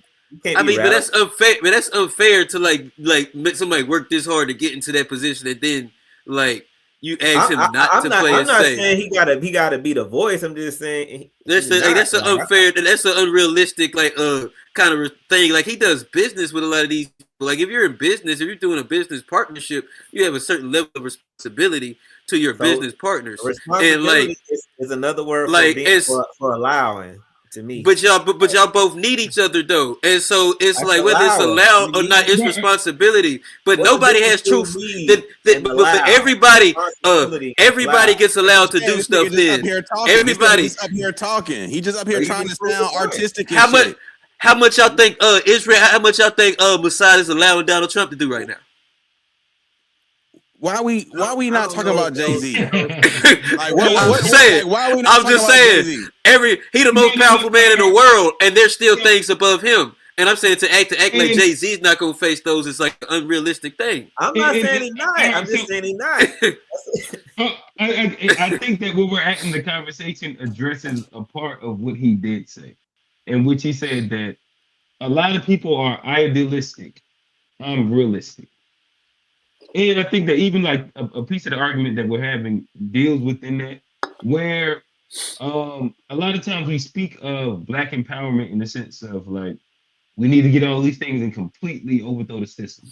And then we also think about Black empowerment inside the sense of having economic leverage and being able to overpower the system.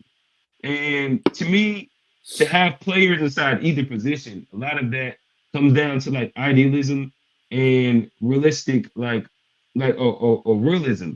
And then if we're realistically going to have Black billionaires, you're going to have to cooperate within the system at some level. Like it just is only the way that you can do business inside America and make a billion. And if we're going to have those that will then impact the Black community, I think that we have to look at it. I mean, realistically, idealistically, I don't think that there's no bleeding heart of Blacks that's ever going to become billionaires. I also got one more thing before we get out of here. And if you do, you gotta be just flawless and perfect. Like the only way you can be radical and be that rich is to have a flawless background and flawless history.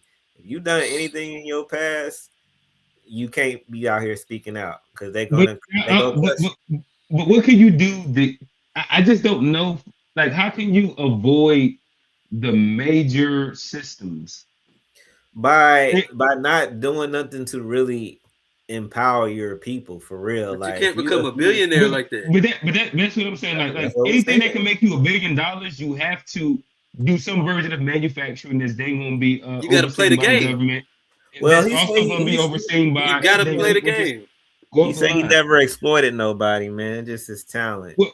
Well, those are lies. And we can get to that in a second. You got to say that, though. You got to say that. Yeah, those are lies. I don't agree with that. Like, you got to say that. He exploited Dame Dash. Hell. Right. But that's what I'm saying. He exploited everything. What are you talking about? I'm not a real Hope engine. I don't care for Hope. So yeah.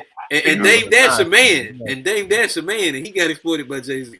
Not only did he exploit this nigga went out his way to like block people too. Don't get it twisted. Like this nigga Jay-Z was ruthless. He wasn't just like somebody who was like, no, I want everybody to eat. No, this nigga was not a community-driven rapper, nigga. He was trying to make sure he took niggas down. Like, let's be clear. G is also a part of the Dame Dash camp. No, I'm a Jay-Z fan. Hey, but that's what you got to do in business, though. Like, you don't think Chevrolet was trying to take Ford out back in the day? But before Kanye was the GOAT, Jay-Z was the GOAT. And so, like, that's all it is. It's like you done gave Dame Dash more plays than Jay-Z. That's all I'm saying. Hey, Jay-Z been quiet. I also got one more. Years. There ain't much to talk about. Dame Dash be lying, but Jay-Z just be quiet. He don't even be saying shit. And then when Jay-Z do say some shit, it's highly curated with GQ. Like, it's just like I agree. The interview, you know, I respect the prowess. I know somebody Jay-Z took advantage of. Go ahead, Johnny. And they go back to what I go say, like when I missed this part, but like he said not talk about like people's family and stuff, but like Jay-Z said. You know who? Did you know what? Well, you know who? I'm gonna keep that between me and you. And like he was talking about that. He was talking about his baby mama, and like that beef got real nasty too. And so like, and he's to got come back 20 years later and say, "Don't talk about nobody's wife. Don't talk about nobody's son." When you like that's nasty work. That's nasty work. And not only is it nasty work. Not only is it nasty work. Album with R. Kelly.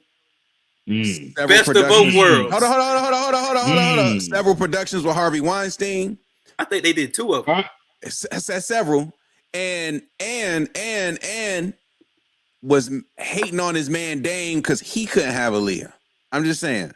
So there are a couple of things. There are a couple of things there in his history that demonstrate that, you know. Yeah, the Aaliyah claim is unsubstantiated. But no, it's not unsubstantiated. It's not unsubstantiated. I thought he took it from Dame. Dame took Aaliyah from him.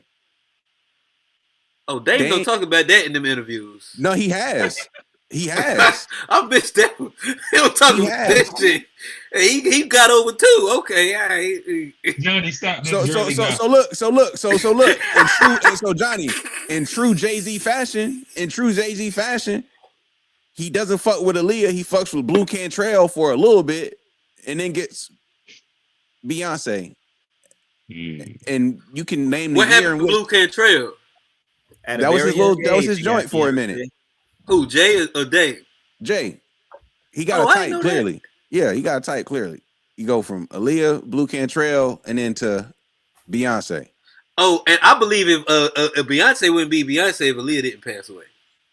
Like she I was the don't believe one. that. She was the I one. don't No, believe Aaliyah was the one. Man, they would have found a reason to cancel her ass too. I don't even think that you. I don't think you have to cancel. I think Beyonce.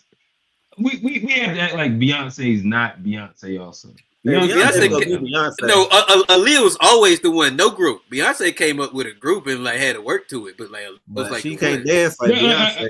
I don't. Aaliyah was heavy production. She went from R. Kelly to Timbaland and Missy. Yeah, it was all classic.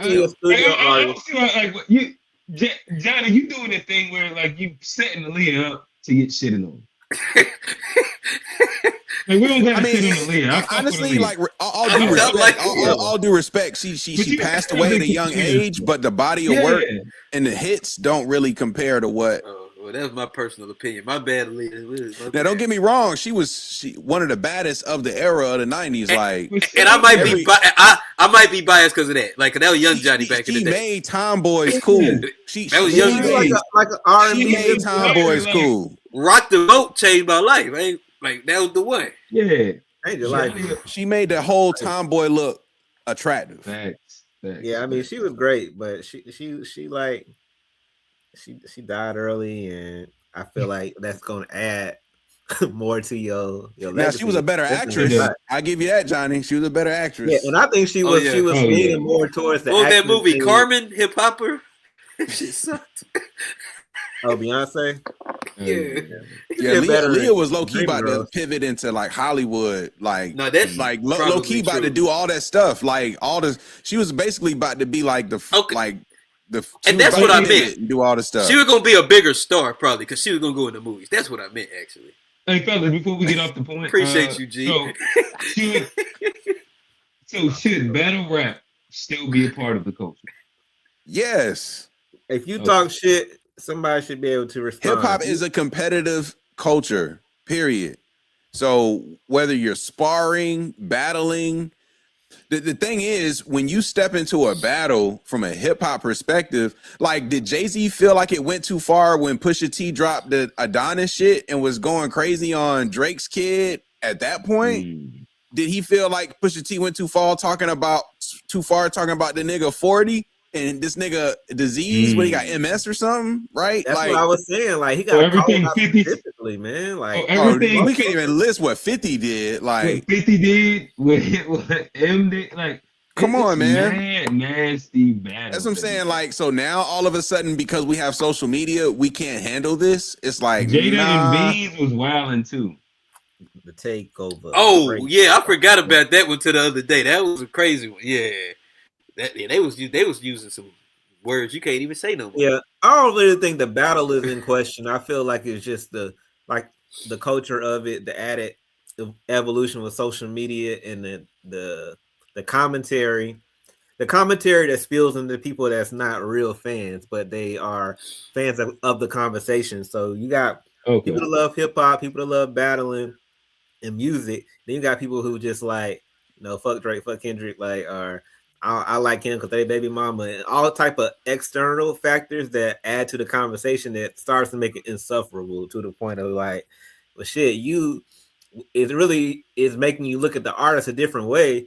As corny as I've always thought Drake was, I did enjoy him, but it's hard to listen to him now. Like, and part of that is kind of our incessantness of just driving at these niggas. Like, it's that 50 Cent Ja Rule. It's that 50 Cent Ja Rule effect. Like, but it's like gasoline now, because then, like you say, you're going into the details of shit that's beyond the battle, but beyond the lyricism, who was doper and shit.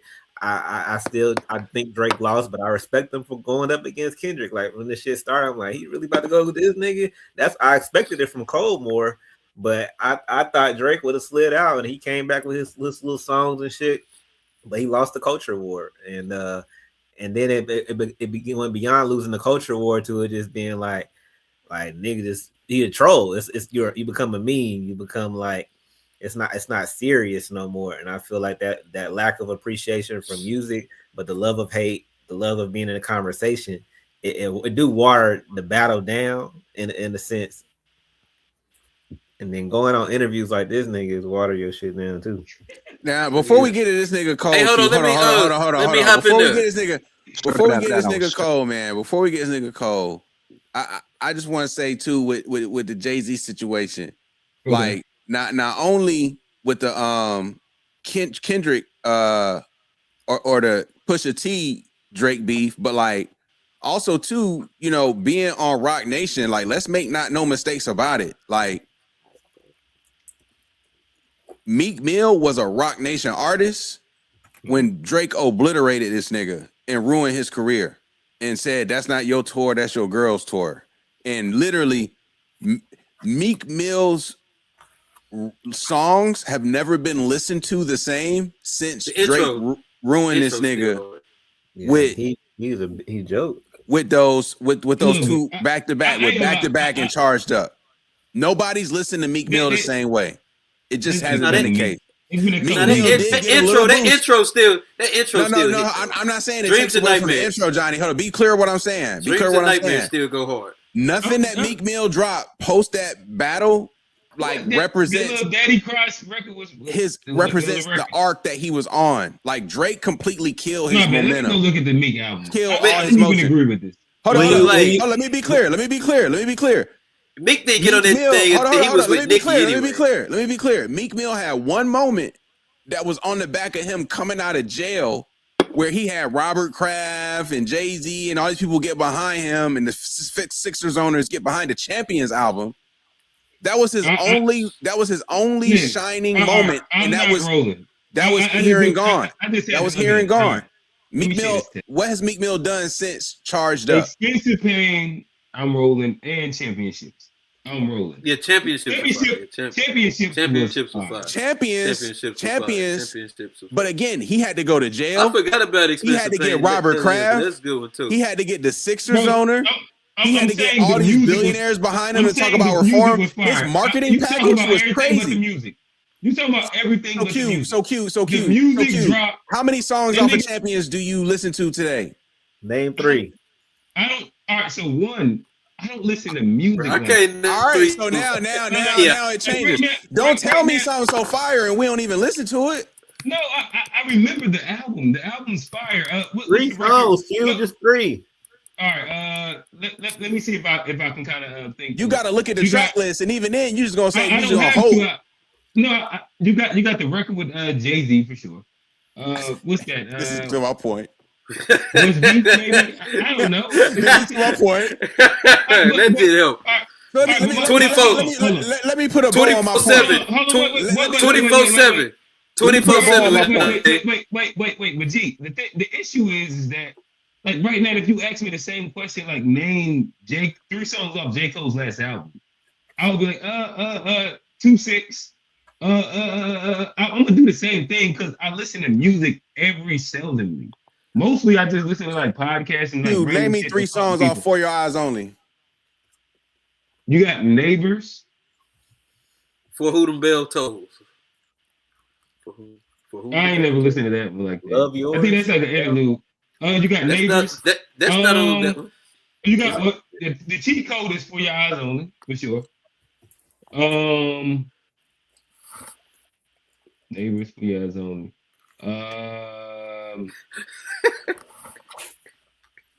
Wait a second. Virus was Forest Hill, ain't it? Now just name me 3 songs off of any Meek Mill album. But do you see how like this? It's not. But that's. Hey G, name 3 albums off your favorite album this year. Yeah, I don't have a favorite album this year. 3 albums off my favorite album.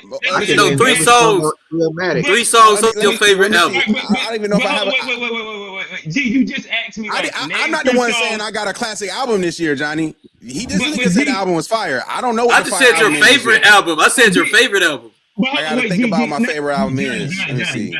Let me go real quick. This year is short. It's only March. Let's see. What's dropping? Like I never even claimed that Meek Mill was my favorite rapper. You just asked like you said those albums were fire. You said Champions were fire. I did. And I also say that J. Cole is probably like my favorite rapper. Okay, fair. And I also didn't name 3 records. Okay, but just So, name me I the don't even records see off how, Champions. the comparison part was How, fine. like, what's the bar now for calling an album fire when we can't even name distinctive universal records? All right. So like right What's now, the records? But my issue. But my issue is like I could say Freddie Gibbs has like four. Like I can't name off the top of my head if I don't look up the track list. That's what I'm saying. Niggas be giving niggas too much credit. No, like to me, Freddie Gibbs got fire albums. Alfredo's a classic. I can't name 3 off the top of my head because I don't listen to music like that. Like if I go back, then I'll be like, bro. What makes it a classic? What makes it a classic? The body of work, how cohesive it is, and then when I listen to it, like the value which I get out of it. Like naming something off memory, like I think that's something that we used to do inside. No, but what makes an album a class? Like because you listen to it of the music. But if you don't remember it, like what are you? So you can forget a classic. Song, but no, my issue is like I can rap words to songs that I don't know the name of. Just because I don't know the name of it off the top of my head don't even mean I don't. But when you say when you say the album's good, when you say that's a good album, every good album, you know every single song. Like, I didn't say you know every single song, but I'm not gonna be calling albums good if I can't at least like list off some tracks from that joint. Like that sounds wild. What's your favorite album? But we're not talking about from the 90s. We're talking about a recent album. When did Champions drop? It was like 19. It's like 20, like it's 18. 18. Come on, man. What's the that shit was on years ago. Hey, Q, what's your favorite song? Q, what's your favorite song on this album? What's your favorite song on this album? What's your favorite song? Let me look at the track list and I'm gonna tell you. Oh man. Times like this to rock like this. What's nigga's favorite song on this album? I'm gonna look at it. Look what makes it a classic? That's my only question. Uptown Bob. Like you about to cry. I didn't like On Me.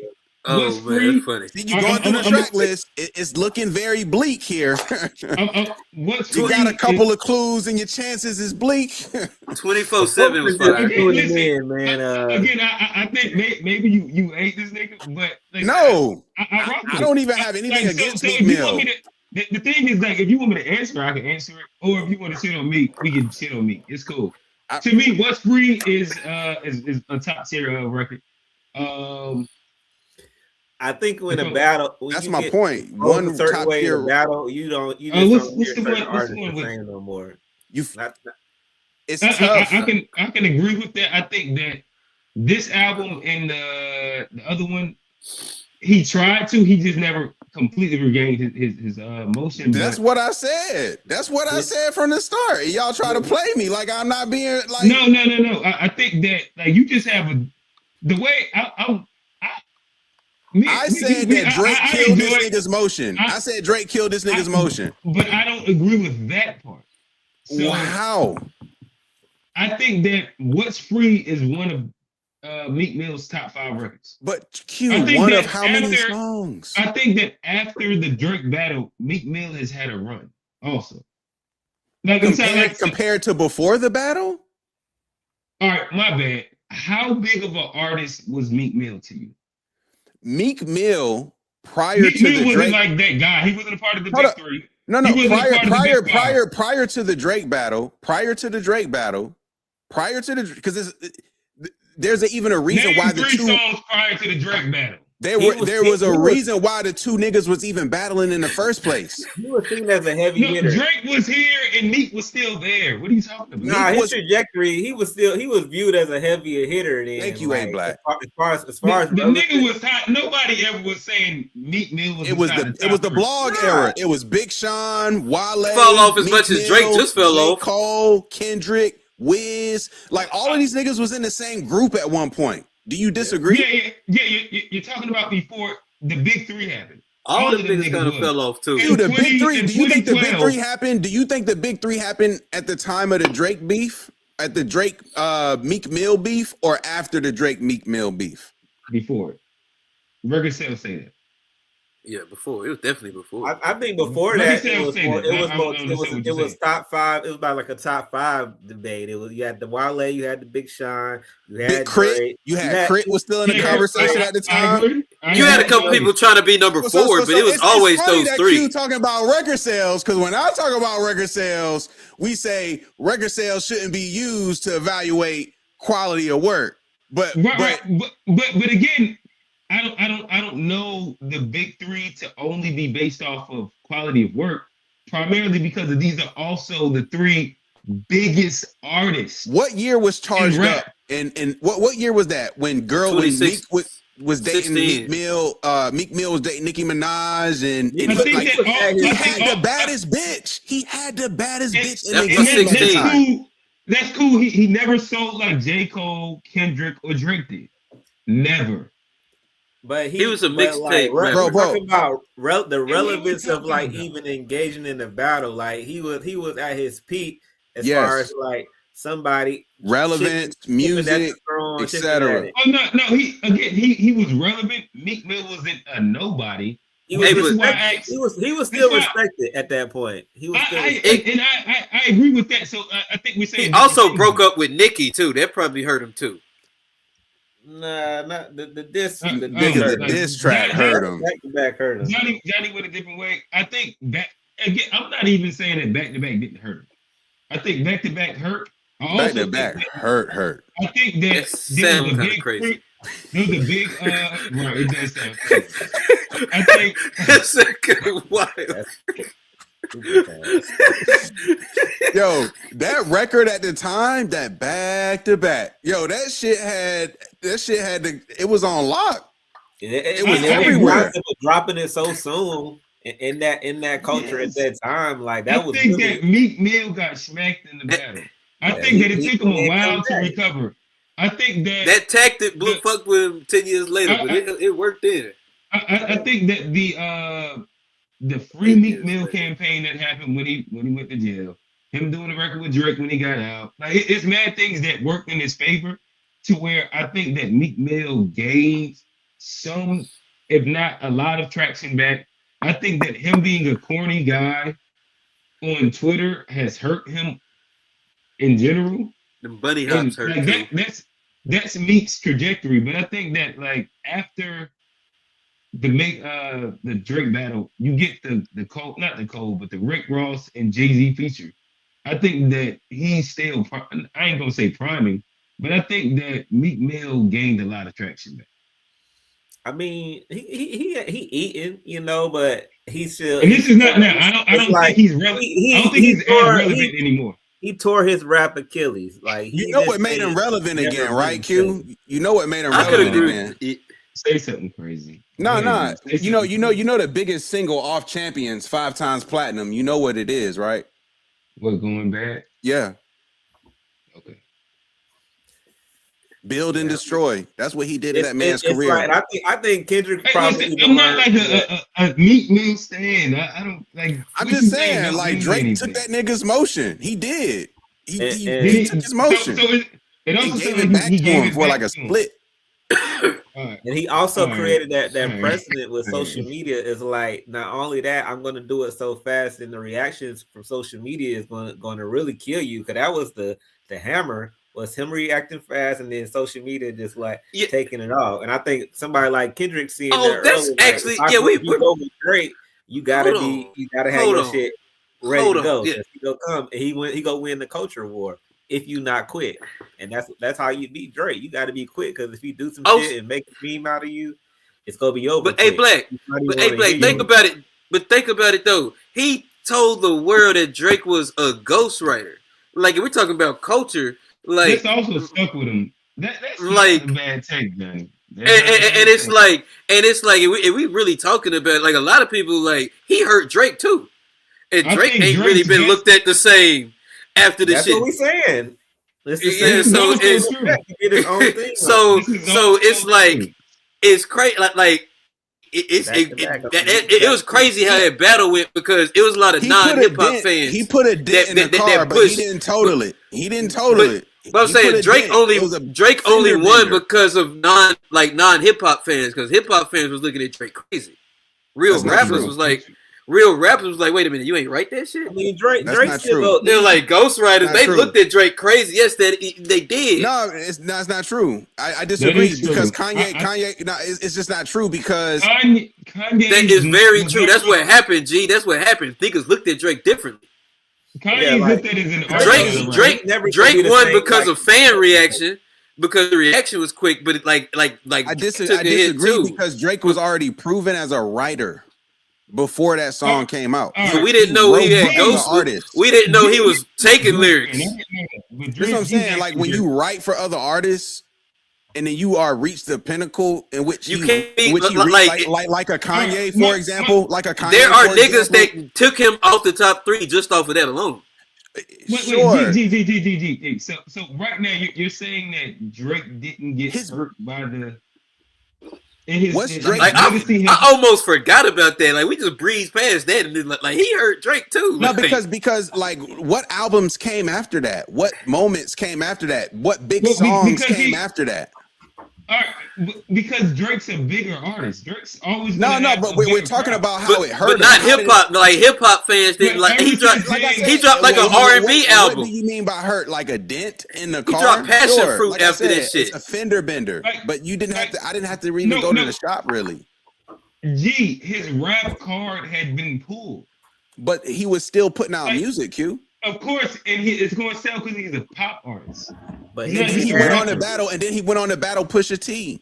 He didn't get on the same level. Yeah, he did lose to Pusha T. But what I'm saying is that even that, like, as a rapper, Drake ain't never been on the same level since that demo track. Since what his name was, Quentin Miller. This is what I'm saying. The one leg bandit fucked him up. Listen, that nigga X'd out Drake's best album. But this is what I'm saying.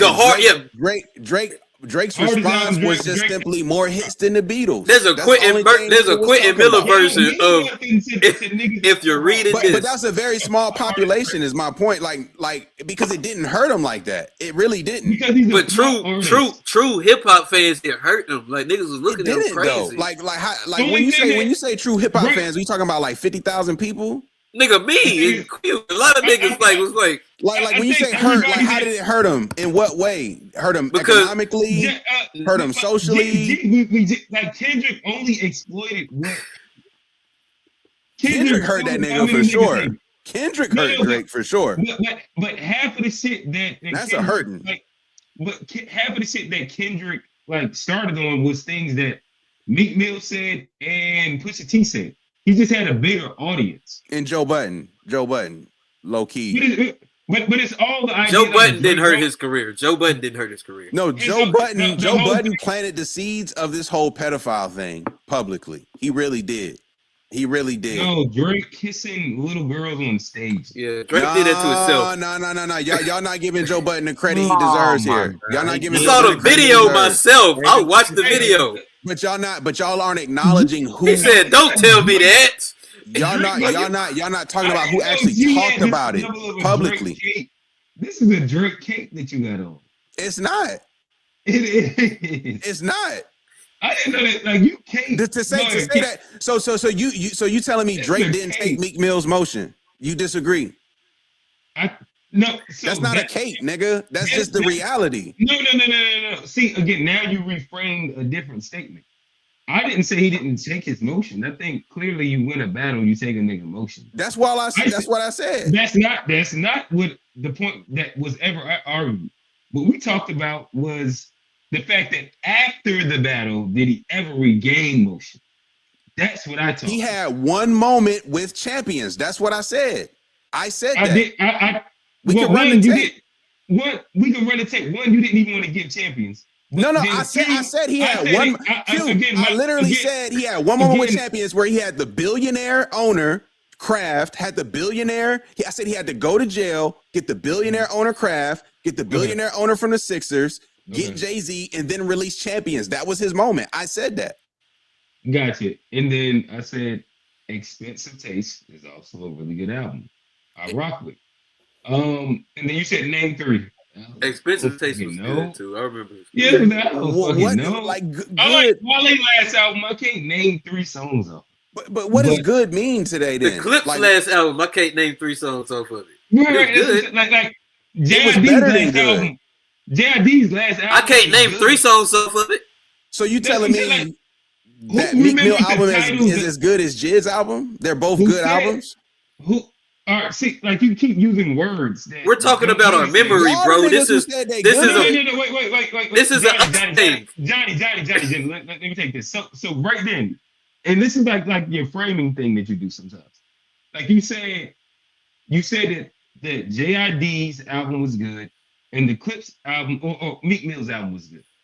Those can be separate statements than doing the imperative thing of saying, all right, so does that mean, or however you framed it, JID's album is better than Meek Mill's? To say both things are good doesn't mean one has to be better than the other inside. But are they even in the same ballpark? JID's album is way better, and I have trouble remembering all right, so 3 that's songs. my whole point. That's my only point. Right. Johnny just said it's way better. But I have trouble remembering 3 songs off that album. Okay, Johnny, let's remove the 3 songs point. You just admitted the general point. It's way better. It's way better. But if JID has an album that's way better, does that make Meek Mill's album not good? No, it means JID's is better than good. Let's not call JID's good. If Meek shit is good, it's a great album. It's a great album. Let's not call like It's good a great and album. great. Like what are we talking about? Like what makes It's good? a great album. I agree. No, but G, look, I agree. I agree. It's a great album. If y'all are giving expensive taste a threshold of good, it's a lot of good music out here. I think that like you're I actually agree with you, bro. Yeah, and that's what I'm saying. But I think that like you're having a semantic argument. To me, when I say good, and I imagine Johnny was doing the exact same thing. Like good is just the baseline. We can't call everything good.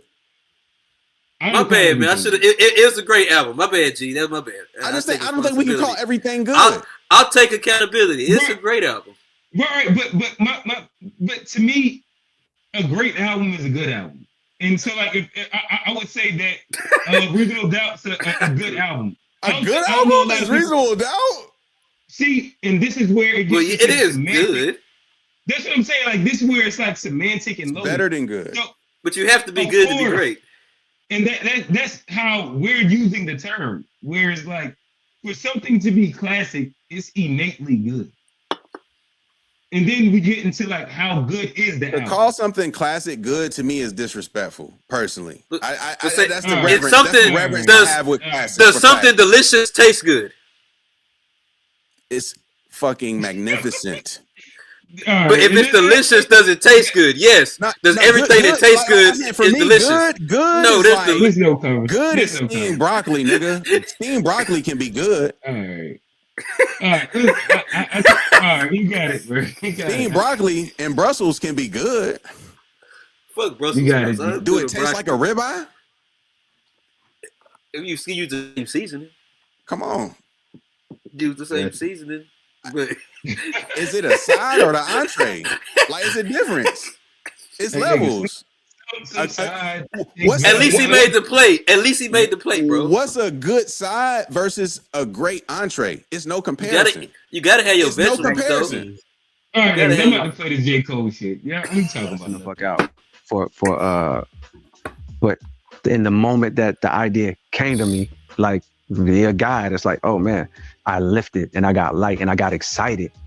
I got so excited because, you know, to tell you the 2 or 3 days before that, it was like, oh my, nah, this is terrible, because I felt like I misrepresented myself. You know what I mean? It's like all of a sudden I'm giving life to division and to a negative storylines or negative perception that I was stressing the fuck out. Oh, this ain't get to the part that I wanted to hear.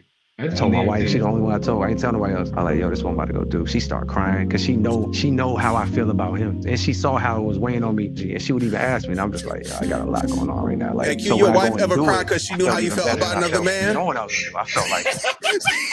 Hey Q, your wife ever cried because she knew how you felt about another man, or nah? I just want to know. That's why you shouldn't talk about it later. Did your wife ever cry because she knew how you felt about another man? I just want to know you relate to that. Please don't battle that nigga. Oh, Please don't battle that nigga. And we need a real call in. I just want to know, do you relate to that? Do you relate to that feeling? Like your wife feeling that pain of how you feel for another man? This is where me and he can no longer argue at right here. We can join back forces. I listen to this shit and I say, all right, Cole. And that's I know terrible, niggas bro. didn't see it on Sunday, and so I just rushed over it. But J. Cole's recanting of this beef over the past week has been a wild journey. I ain't gonna. And the fact that he told niggas that Kendrick made him not be able to go to sleep, he was having nightmares, and he made his wife cry. When he said that he was going to apologize, is wild. And this is the shit that legends is made out of. Yes, it's crazy. And he said God told interviews him to apologize. are hard to listen to sometimes. The nigga said God told him to apologize. And I see why this nigga don't interview no more. He need to stay his ass off the fucking I see why he don't talk about his woman. Like I ain't never heard him talk about his lady. Desk. He need to stay at that motherfucking desk for 8 hours a day, not talking to no fucking body, and focus on them beats. Because that's the only thing that makes him great. He need to start acting like she don't exist. He need to stay off the interviews and get back in Forest Hills Drive and get in that fucking hard ass chair in that small ass room and get back to the rhymes. Because that's the only time he makes sense when he's speaking is when he's rapping into the microphone. Anytime else, it don't make no fucking sense. Yeah, he got killed softly, man. I ain't never seen like a nigga not beef, but he got killed too. Like the nigga died anyway.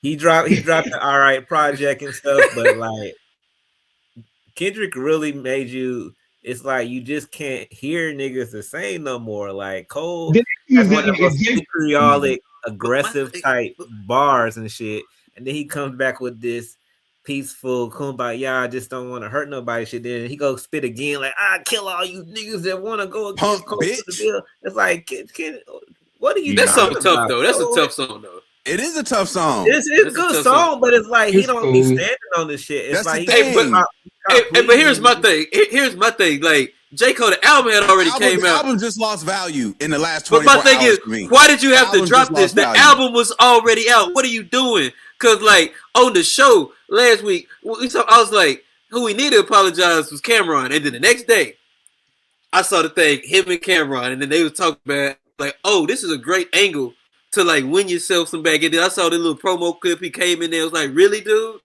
And I was like, that's hilarious. That's some stuff that make you like earn your points because that's funny. Move. Great move. But then, like you keep watching the interview and you're like, oh my god, bro, terrible.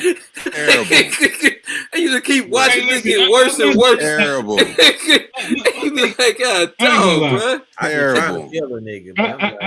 Listen, I had moments where I was like, and again, I'm like a cold guy, and I'm like, when we talk about political, this is like the most mulatto geopolitical shit that I ever had heard in my life.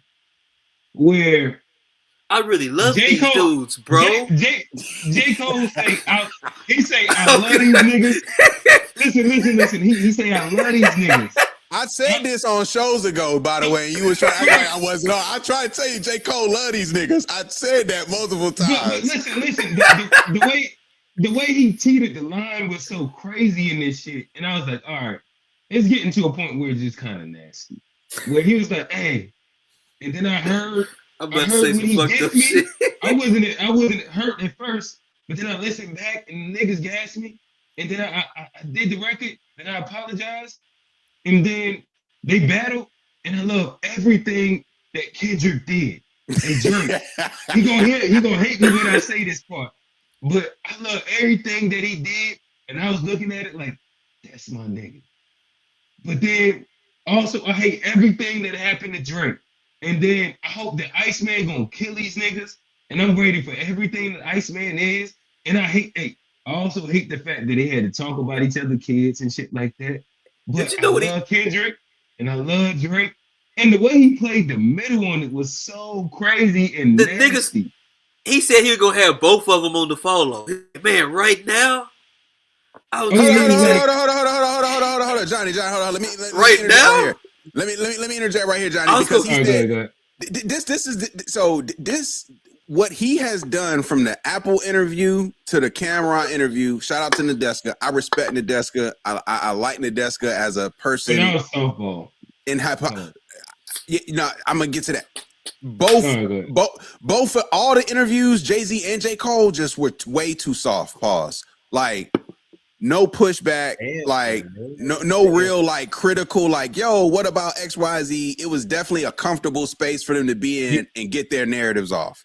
Niggas old with dreads. That said, when it comes to Cole getting up here on the Cam joint, tell him Q. Hey, Black, you got to join the team. That's what they telling you. My bad. Oh shit, my bad. I ain't even see. Hey, Black, my bad. It's all right. My bad. Hey, Black, I ain't see him. I ain't knowing nothing soft. Oh. They not representing for the old niggas with dreads. I ain't gonna lie to you. My bad. So okay, man. Look, this nigga Cole in 2 interviews literally just pushed Kendrick up to another atmosphere, and he really truly solidified this nigga as the boogeyman of the era. And let me tell you why. What? This nigga Cole got on fucking a fellow rapper's platform, Cameron. And he literally laid out the logic. Yo, I worked on an album for 10 years. Years. Not days, like the Blueprint. Not weeks, like Kanye in Hawaii or Wyoming. Not even months. This nigga said, I was working on an album for 10 years. And then this nigga said, I had Kendrick on 2 tracks. He said album was done. Ready to go. So look, let me do a quick rewind, because this is where the Cole fan in you get so mad, because like, let's take a step back. Off season, like I said, that joint was the hardest album he had in a minute, the off season. And then he come back with the feature run around it. He's killing everything. And then he gives you the Might Delete Later. No, not even before. That's the hardest album. Even before Might Delete Later. The verse on First Person Shooter is fire. I don't care what the whole calling me because I need to be IT and I'm Ali and all the rhyme scheme. He was Cole rip First Person Shooter. For him to act like he was out of love with rap at that moment, like he didn't care, like he wasn't at the pinnacle of his game, is poppycock. Poppycock. You are trying to. It is lies. It is just. It is fairy tales. You're lying. You were at the pinnacle. Is his best rapping that he's ever. You were at the pinnacle of your whole entire everything at that moment, leading up to Dreamville Fest.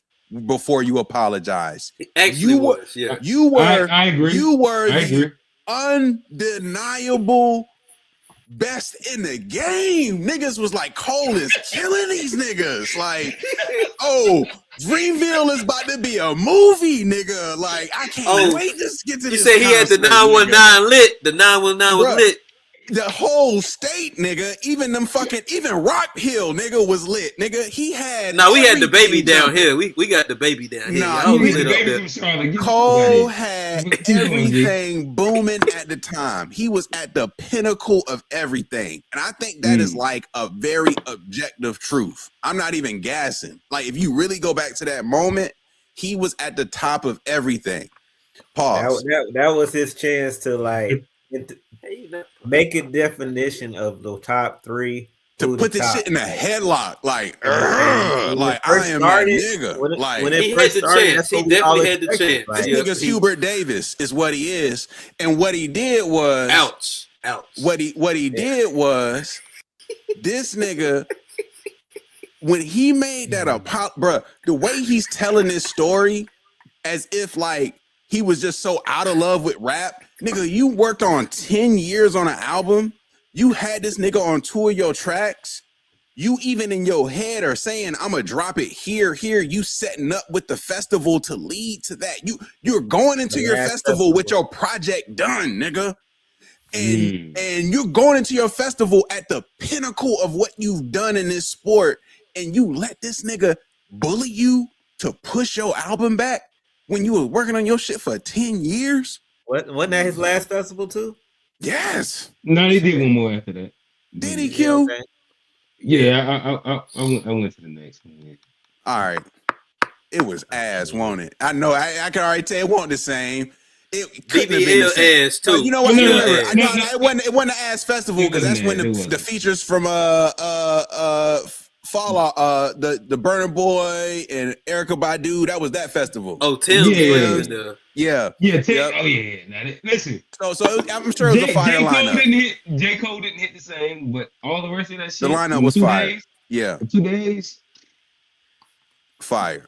But keep going. I like where you at, right? This nigga Cole, man, he's trying, like, Nadeska and Cameron really let him lay out this, like, I'm such a, like, thoughtful guy, and but it's like, no, nigga, let's take a step back to reality of where shit was. For real. And how, and nobody asked the question, like, hey, look, your 7-minute drill was, like, okay. How did you feel about the reception of that record? Well, the thing is that he hints at the fact that he was online heavy during that time. I agree, but what I'm saying is he talked about that, but not directly. Comment reading. That'll do it. The direct question of like, how did you feel about the response? How did that impact your decision to remove the record? If that response was different, do you go into the festival a little more pumped up, ready to perform?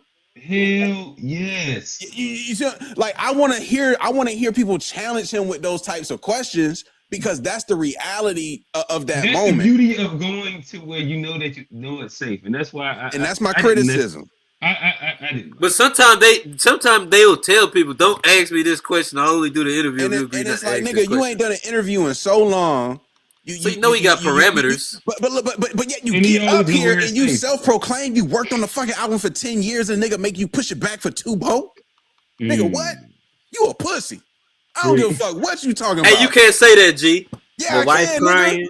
Your wife crying at home. Your wife crying because you love another nigga? Oh, nigga, I don't want to hear none of that shit, Johnny. I don't want to hear that, man. I want to hear none of that shit. And these niggas don't love you back. Yeah, I want to be a Johnny, at least let the nigga love you back. At least let it be a nigga that love you back if you gonna cry like that, Johnny.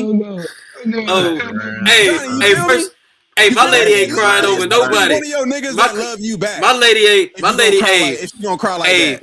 You ain't gonna a lady for 2 months. Hey, look, and that's not even a pause. That's for real. She better tell me, nigga, don't apologize. Like if your lady don't tell you not to apologize, like you gotta have a woman that like speaks some life into you at that moment. That's white side right there. Like you gotta, but your woman, but like that's the part where your woman could be like, you know, when you like them nights when you couldn't sleep and you was laying down with that lady, she didn't tell you, hey nigga, your wife watch you lose sleep over this nigga too? But like, but she didn't tell you, nigga, you got this. Like nigga, you can rap better than them. Just your wife watch you lose sleep over this niggas. And then now you're crying. Hey, fellas, just imagine dropping your disc record. And then you laying beside your lady, and you like, that nigga probably waking up. She like, babe, having them hot sweats. Babe, are you okay? Okay, baby. The boogeyman is gonna get us. This nigga got Freddy Krueger out there. Like, oh my god, it's in my dreams. Where's Kendrick, babe? But this nigga Kendrick really is the boogeyman. There's nothing like him. There's nothing like him. Did he drop another remix? Did he drop another remix? Bro, did y'all hear this nigga? Did y'all hear this nigga on the Cam interview talking about? Oh, after I heard the verse, man, this is so inconvenient. Oh, this is so inconvenient. That's his words. What we talking about? Nigga turned to Steve Urkel. Oh, what? This is so inconvenient, guys. Said, Yo, "This is not a good time I'm for not me gonna right lie. now, The thing about the Kendrick, the whole Oh, that's that Big St. Three- John's education right there. Let me step out on a true FBA point. The whole thing that proved out on the whole Big Three is that these other niggas got white mamas, and that's why I dropped the mic. Yeah, man. Hey, this is a good classic G rant. I ain't gonna lie. Coming in, like, I'm just like, Hey, what's wrong with he Hey, definitely your came up on the FBA Jay-Z, card though. solidified now. It's gold, G. Yeah. Hey, Black, talk to us. Yeah, I'm That just saying, platinum like, joint. he doing the Jay-Z thing, like, in another way. Like, they just trying to, like, straddle the fence, because the day that they don't want to speak on are their biggest financiers. Like, J. Cole got a huge white fan base. I've been to them shows. Like, he got us, he got the culture. So he don't want to be offend nobody. But it's like, bro, y'all niggas in positions where y'all gotta speak on the culture. That's why shit just run rampant, because we don't our hallmark people don't be wanting to speak out, because everything's political. Like, that's my brother and all cool, but still, like, you can call some shit out, be real. I just feel like, and then you get in your raps and it's just a different energy. Like, if he didn't have that energy in his raps of, like, calling out the culture, calling out the game, dropping these subliminals, it'd be cool. Yeah. But, like, then you get on the interviews and you want to do like black men mental health panel type shit. Like, bro, be a killer. Deontay Kyle, ain't he? Yeah, be a killer, man. If you're a killer, be a killer. If Another not, FBA great.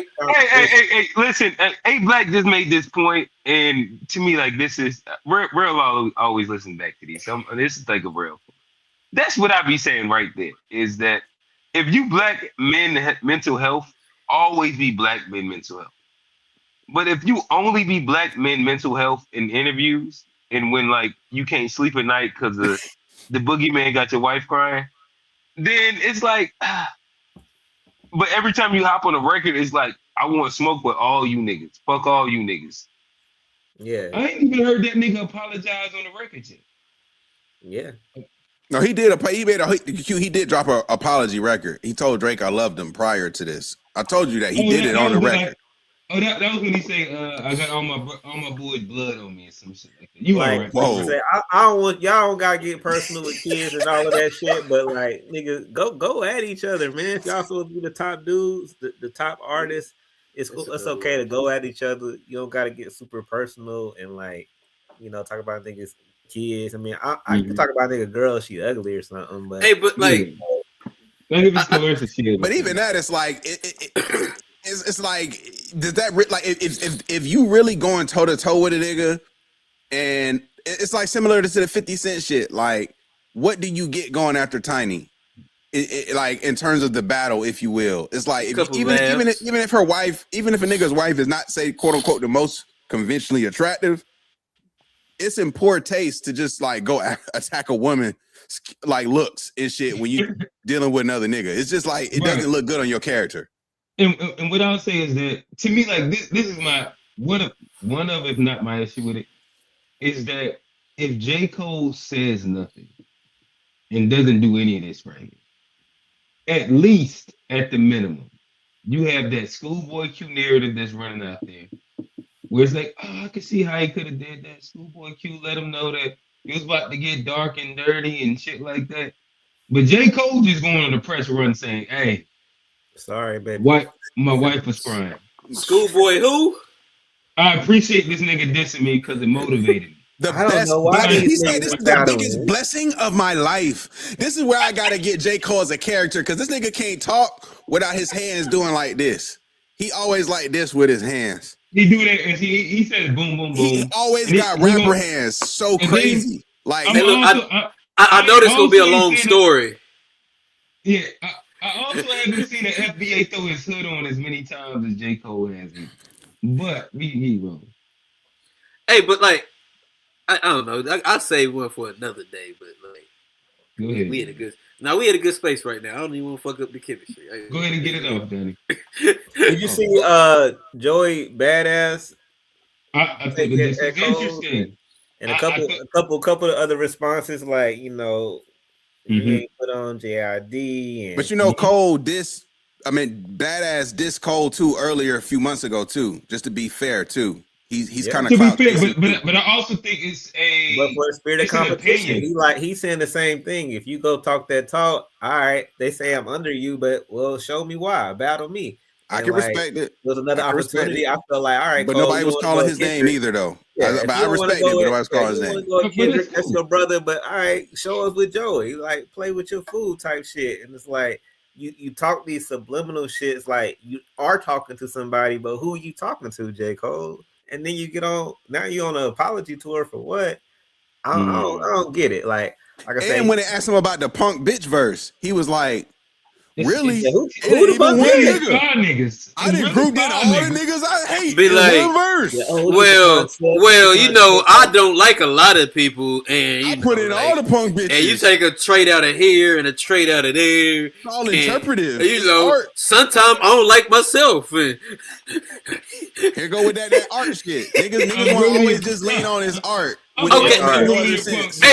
Hey, but okay, so here's my thing though. Like we talk about like there's some people that like we're mad because like they don't speak up. And like they keep quiet, but then when niggas do speak up, He didn't speak up. He spoke. Who y'all talking about? Go ahead and I wouldn't even with Johnny going with no, this one. So no. I'm just saying, like, if I was an artist, like, I would like lean on the side of like, I'm just not gonna speak, and y'all can say whatever, because like the moment you start speaking, it get dark, and like niggas will run with your shit, and you can run, but it's way better just to shut up sometimes. Nah, and let you know niggas why, say, Johnny? and let niggas say what they gonna say, That because J. nigga Cole should could have have. rehearsed this shit. He But, got like, you know why? Niggas could have shut up and would have been in a way better spot. Jay-Z, the J. Cole, like niggas, No, like, Jay-Z and so I actually has a understand why smart- nigks don't do like interviews I'll sometimes separate. I'll because separate it could J. be. Cole from Jay-Z. I'll separate Jay-Z. The difference here is what I'll say is that Jay-Z is going to have several moments on live shows coming up here. I predict something unique is going to happen at the Philly show at the Roots concert because he's headlining that. The Roots picnic. I also predict, and mind you, I think the Roots band is live with him at the Roots picnic. That's going to be fire. Period. He's doing coaches. He's doing Yankee Stadium 2 shows. One for Reasonable Doubt, one for Blueprint. That's just I need to go to the Reasonable Doubt. Get your fitted curated. It's so curated crazy, that man. both are gonna hit. Even if you have a preference one over the other, both are gonna hit immaculately in Yankee Stadium. Like, let's be clear. Which one would you go to? If you bring I out would choose Kanye, Blueprint. I would choose Blueprint. I would choose I'll get Blueprint. Blueprint me. Day 2, niggas Blueprint me. I would choose Blueprint personally just because Blueprint, bro. it means a little bit more to me personally. It means a little bit more to me personally. Blueprint. It came out on my birthday. No, it didn't. Week before. It was supposed to. It was supposed to come out. That was freshman year in high school. I was like really into me. Like Blueprint meant a lot. It was one of the few CDs I remember going to sleep to where I just didn't want my shit to skip. So I put the CD over here so my shit wouldn't move.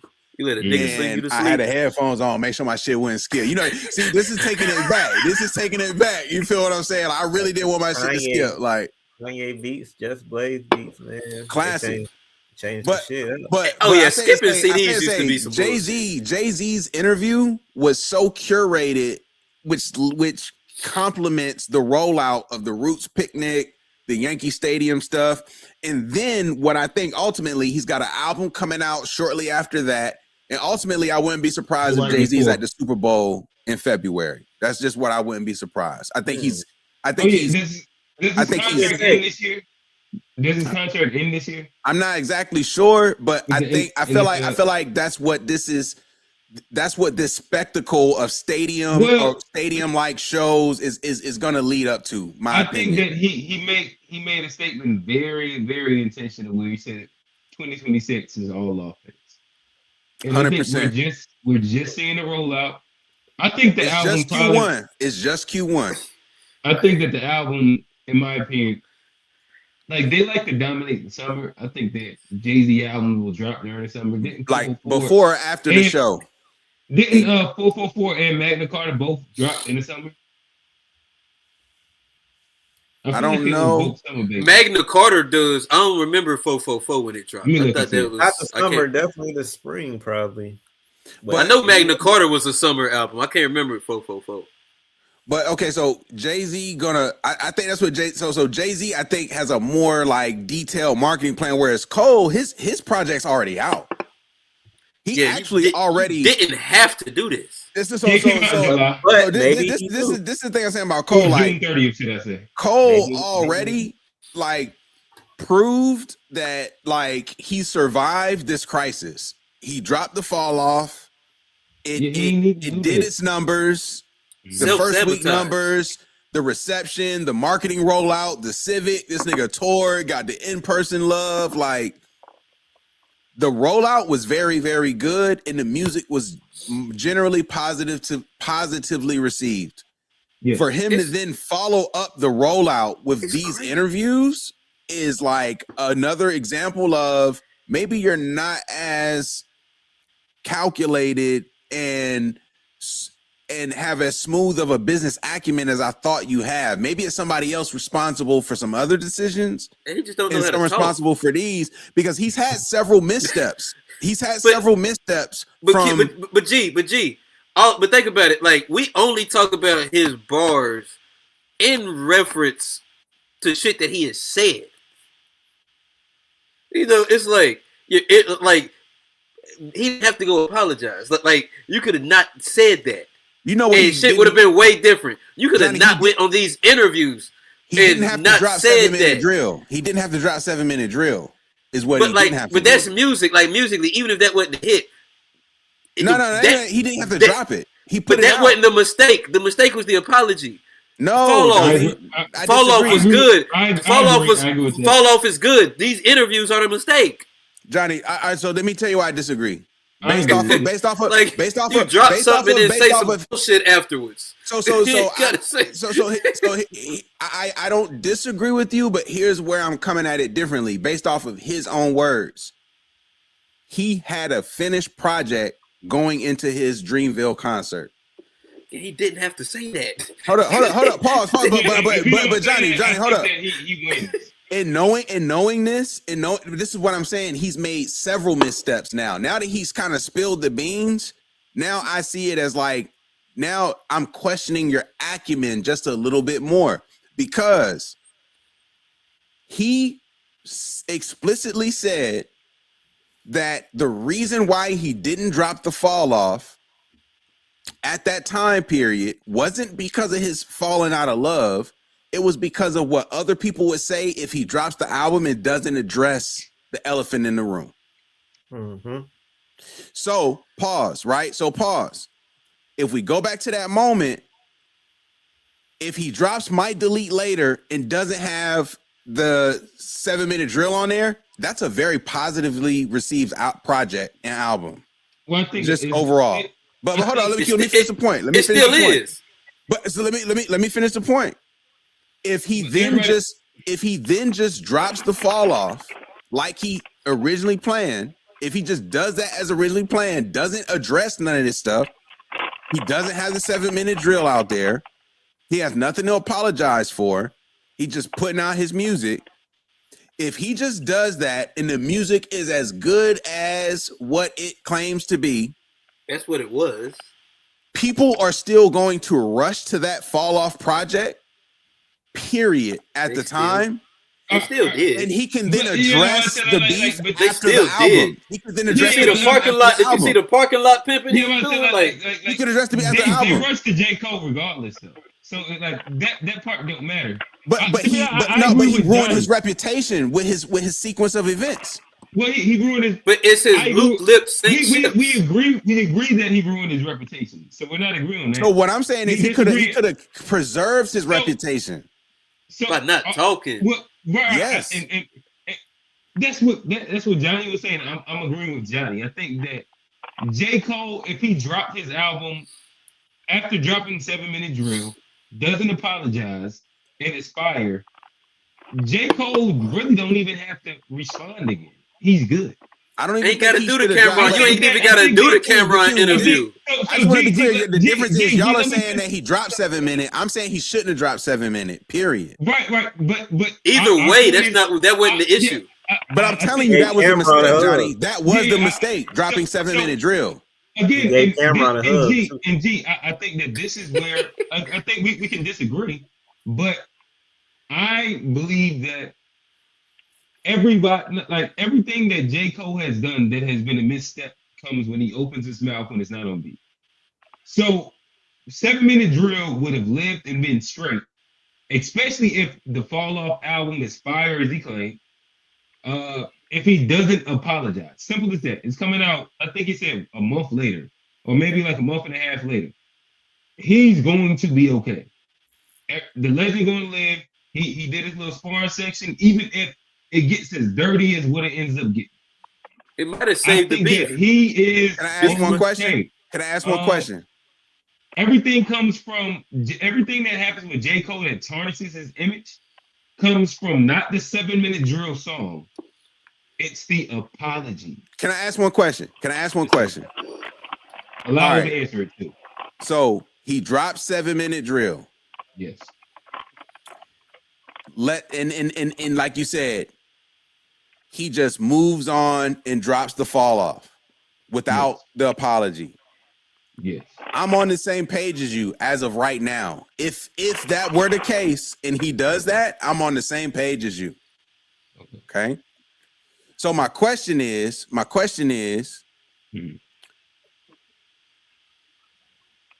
if he does do that, and all he drops is 7 minute drill, and J. Cole and Kendrick and Drake continue to do what Kendrick and Drake do, and the only piece to the J. Cole puzzle is that 7 minute drill track, and nothing comes after the album, the fall off. Right, but the album is fire. The album's fire. And he has Kendrick on it, or without Kendrick. Johnny, that's an interesting question. I'm assuming he's on there. But I don't care if he's on it or not. Let's say if he's off of it. All right, let's say off. Let's say he's off of it. So he's off of it. He drops Might Delete Later. It's got 7 minute drill. He does Dreamville, does not apologize, performs the track even. Woo, it's go crazy. It's wild. Thank you. I agree. Hey, look at it. We agree. We all agree. They dropped that album. If Cole, this is my point. If Cole does not apologize, that's everything. That's what we saying. But what I'm saying is the issue is that he brought attention to the beef because he injected 7 minute drill. So where we disagree. So hold on. Let me just say the only thing we disagree on. We were so close. Hold on. So let me just be clear. The only thing we disagree on is I think his mistake was creating and putting out the record versus apologizing. Now that aside, I'm going with y'all premise. So G, let's wait. If he apologizes for his verse on first person shooter, do you think that's even worse? What's to apologize for? That's my point. That's my point. The issue is the apology, not the record.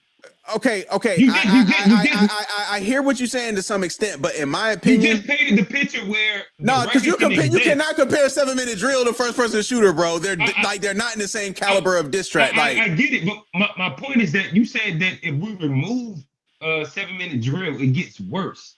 So the issue isn't no. I didn't say that.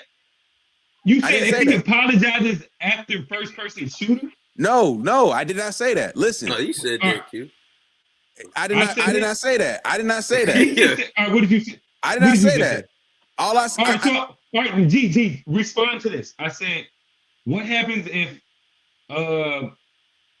they drop first person shooter, Kendrick Lamar drops like that, and then J. Cole apologizes?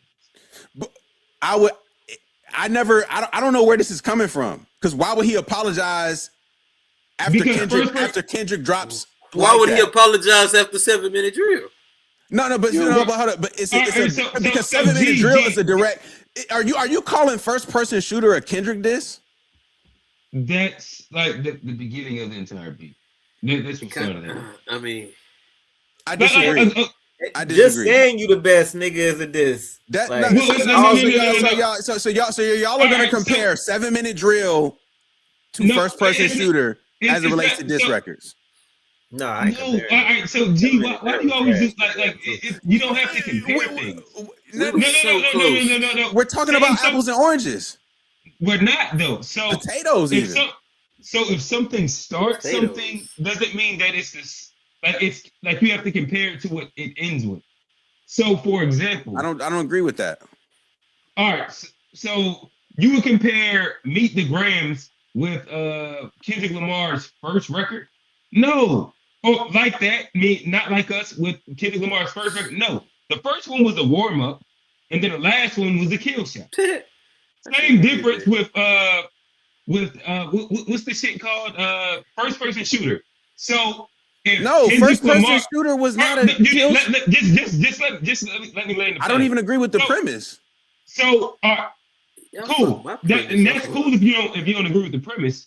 According to Kendrick Lamar, and if you just listen to the lyrics, if you're in the big three, and then he's saying that me and this nigga look like we're the Spider-Man meme, so we're the top two. And then right now, I feel like I'm Muhammad Ali. If I'm a rapper, that's you saying that I'm better than you. He's number two, and you're number three. And that's how Kendrick took it. The start of the beef is the first person shooter record. That's what like any person that talks about the beef starts today. They did call him the lame nigga in the group.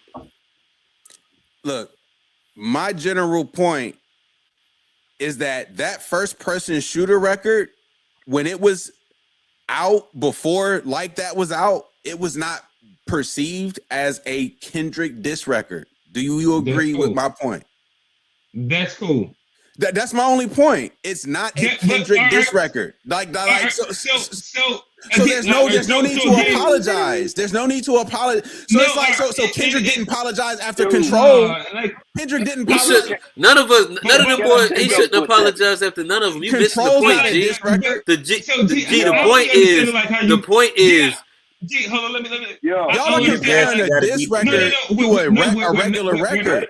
But no, what I'm not. What I'm doing is comparing something that's in the sequence of events of a battle. So, like you bring up Kendrick Lamar. Battle.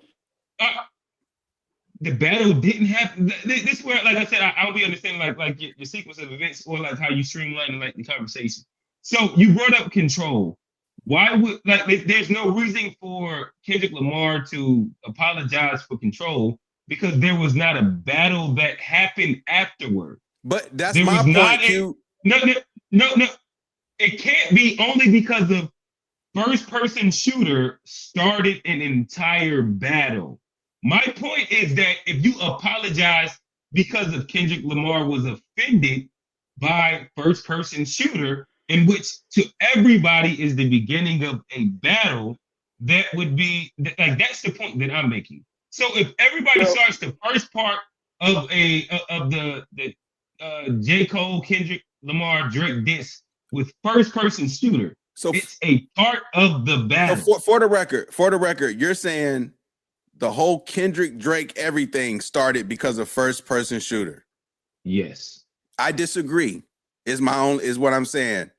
Kendrick and Drake had a beef before first person shooter. Can I get in for a second? Yeah. Yo, in my opinion, it go like this right here. These artists that y'all speaking of are great lyricists, right? Very bad people to interview. And when you look at them, they can rap real good, but they are lame. They don't need a mic in front of them to do anything except for rap. But you put a mic in front of them to have a conversation, and it just lame them down. All of them say lame and just show that they have no real person. And that's what happened with Jay-Z and with J. Cole. Both of them don't need to be interviewed by anybody. Just stay on the mic rapping. Do not interview because you put your foot in your mouth every time they talk. They make asses out of themselves every time they talk. And you know what I'm saying? Yeah. I got one pushback on that because I think the rappers should be lame because again, we have another conversation a lot of time when rappers are too real and they start living the lyrics. Like I think rappers should be lame and they should be just entertainment because like if rap like a lot of the problem with the music came when rappers started being too real. At one point it was gangsters, then it was rappers. When that shit merged. It made the music bad. It was bad for the culture. With niggas like I think like it's okay to be lame. Like Kanye kind of made that like okay when he was a backpack rapper. He said you ain't got to be a gangster. Like I think like it's okay to like that's not what I'm talking about. What I'm talking about is used to have musicians that had publicists and people that would they would talk this or that, whatever. These boys just go out there and talk their mind, and most of the time what they talk is just stupid. Would they say it might be on their mind and it might be this, that, whatever, but they just talk. That's what I'm saying is lame. They personally is lame. A lot of artists are lame because they're just good at that one thing, but they had the people that backed them up and had, instead of having yes men all the time, they had someone, don't say this, don't do that, whatever. They go out here now and they talk, and now look at y'all, got a full show about two grown-ass men that are great at what they do, but when it comes to them putting the mic in the interview in front of them, both of them made asses out of themselves. That's what happened. Well, y'all not gonna like me for this, but was Michael Jackson, was he like, he was kind of weird too. He was a real nigga, he man. He was kind of lame. Like, I mean, like, but the music was fine. Like, Mike was a great interview. I know this nigga did not bring up Michael Jackson. I'm saying, like, I wouldn't hang out with Mike, but like, I wouldn't hang out with Mike. Like that shit crazy. Like, he's crazy to me. I chill with Mike. It Never Neverland, like with the monkey and like the little, like I'm good, like I'm alright. That's cool as hell. When you think about it. The nigga got a monkey. That's cool, man. Like, yeah, I'm all. Look.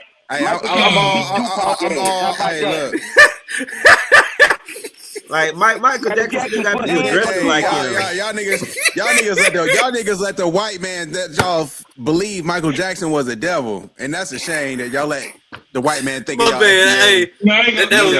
was a joke. That was a joke. Hey, G, you really holding down for FBA tonight? No, because they disrespect the FBA lineage. You holding down for FBA tonight, G. FBA legend like Michael Jackson like that on live like that. You done held it down for Malcolm X, Martin Luther King, Michael Jackson. I gotta salute. I gotta salute G tonight.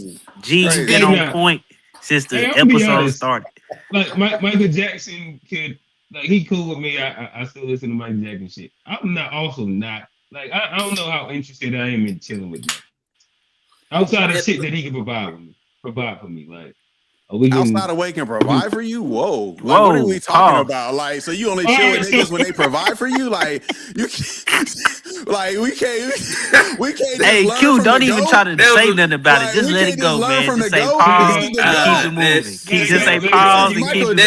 That's nasty work, brother. I'm gonna let it keep. Yeah, just say pause and keep it moving. Because there's nothing you can say. You said they say you want to provide it. You can't talk about MJ like that. Come on now, like that's one of FBA's finest. Not MJ. Come on, man. Hey, listen. So I'll paint my the point. Slums of Gary. Of what I'm actually speaking about. So to me, if I was to hang around Michael Jackson, it would have been to like be able to like indulge inside some version of get like a contract. Crazy I'm lifestyle. trying to get a contract. Well, some this crazy lifestyle. Do some videos. Like I'm working. Wait, Johnny. Hold on, wait. Remember that boy Q said. I get it. Hold on, wait. But let me we can get the jokes off, and that's cool. But and I would love for y'all niggas to then like move off and then and tell me otherwise. But for me, what are you? Only reason why niggas would want to go hang out with Michael Jackson, like as what we understand him through any interview that I have personally seen, through any interaction that I've seen, when he throwing that little light voice and shit like that, is because you want to be in a big ass mansion. MJ got the bitches. What we talking about? Come on, Q. MJ got all the bitches, bro. Y'all niggas, and right now, all that shit sound good. Now show me the bitches. Y'all not pulling no bitches in MJ crib. So Q, you gonna hang with Prince? You gonna hang with Prince? You gonna chill with Prince? I wouldn't hang out with Prince either. So according to Charlie Murphy, ain't going over there. Stop. I would hang out with Prince before Michael Jackson. He's Sure. like some of the top What five. are you talking about? Hey, look, Like, I say both. Prince, I say both. so I say both. Prince They both had the actually bitches. They both had the bitches. Show me the Michael Jackson bitches. Oh, Q, you in denial. No. Michael Jackson is not known for the bitches like Prince is. Like that's a fact. Johnny, Like, let me. He married Elvis Presley's daughter. Show me the bitches. Prince Apollonia. Y'all gonna disrespect Apollonia. So right now, y'all niggas are reacting. Show me the bitches. Send me the bitches.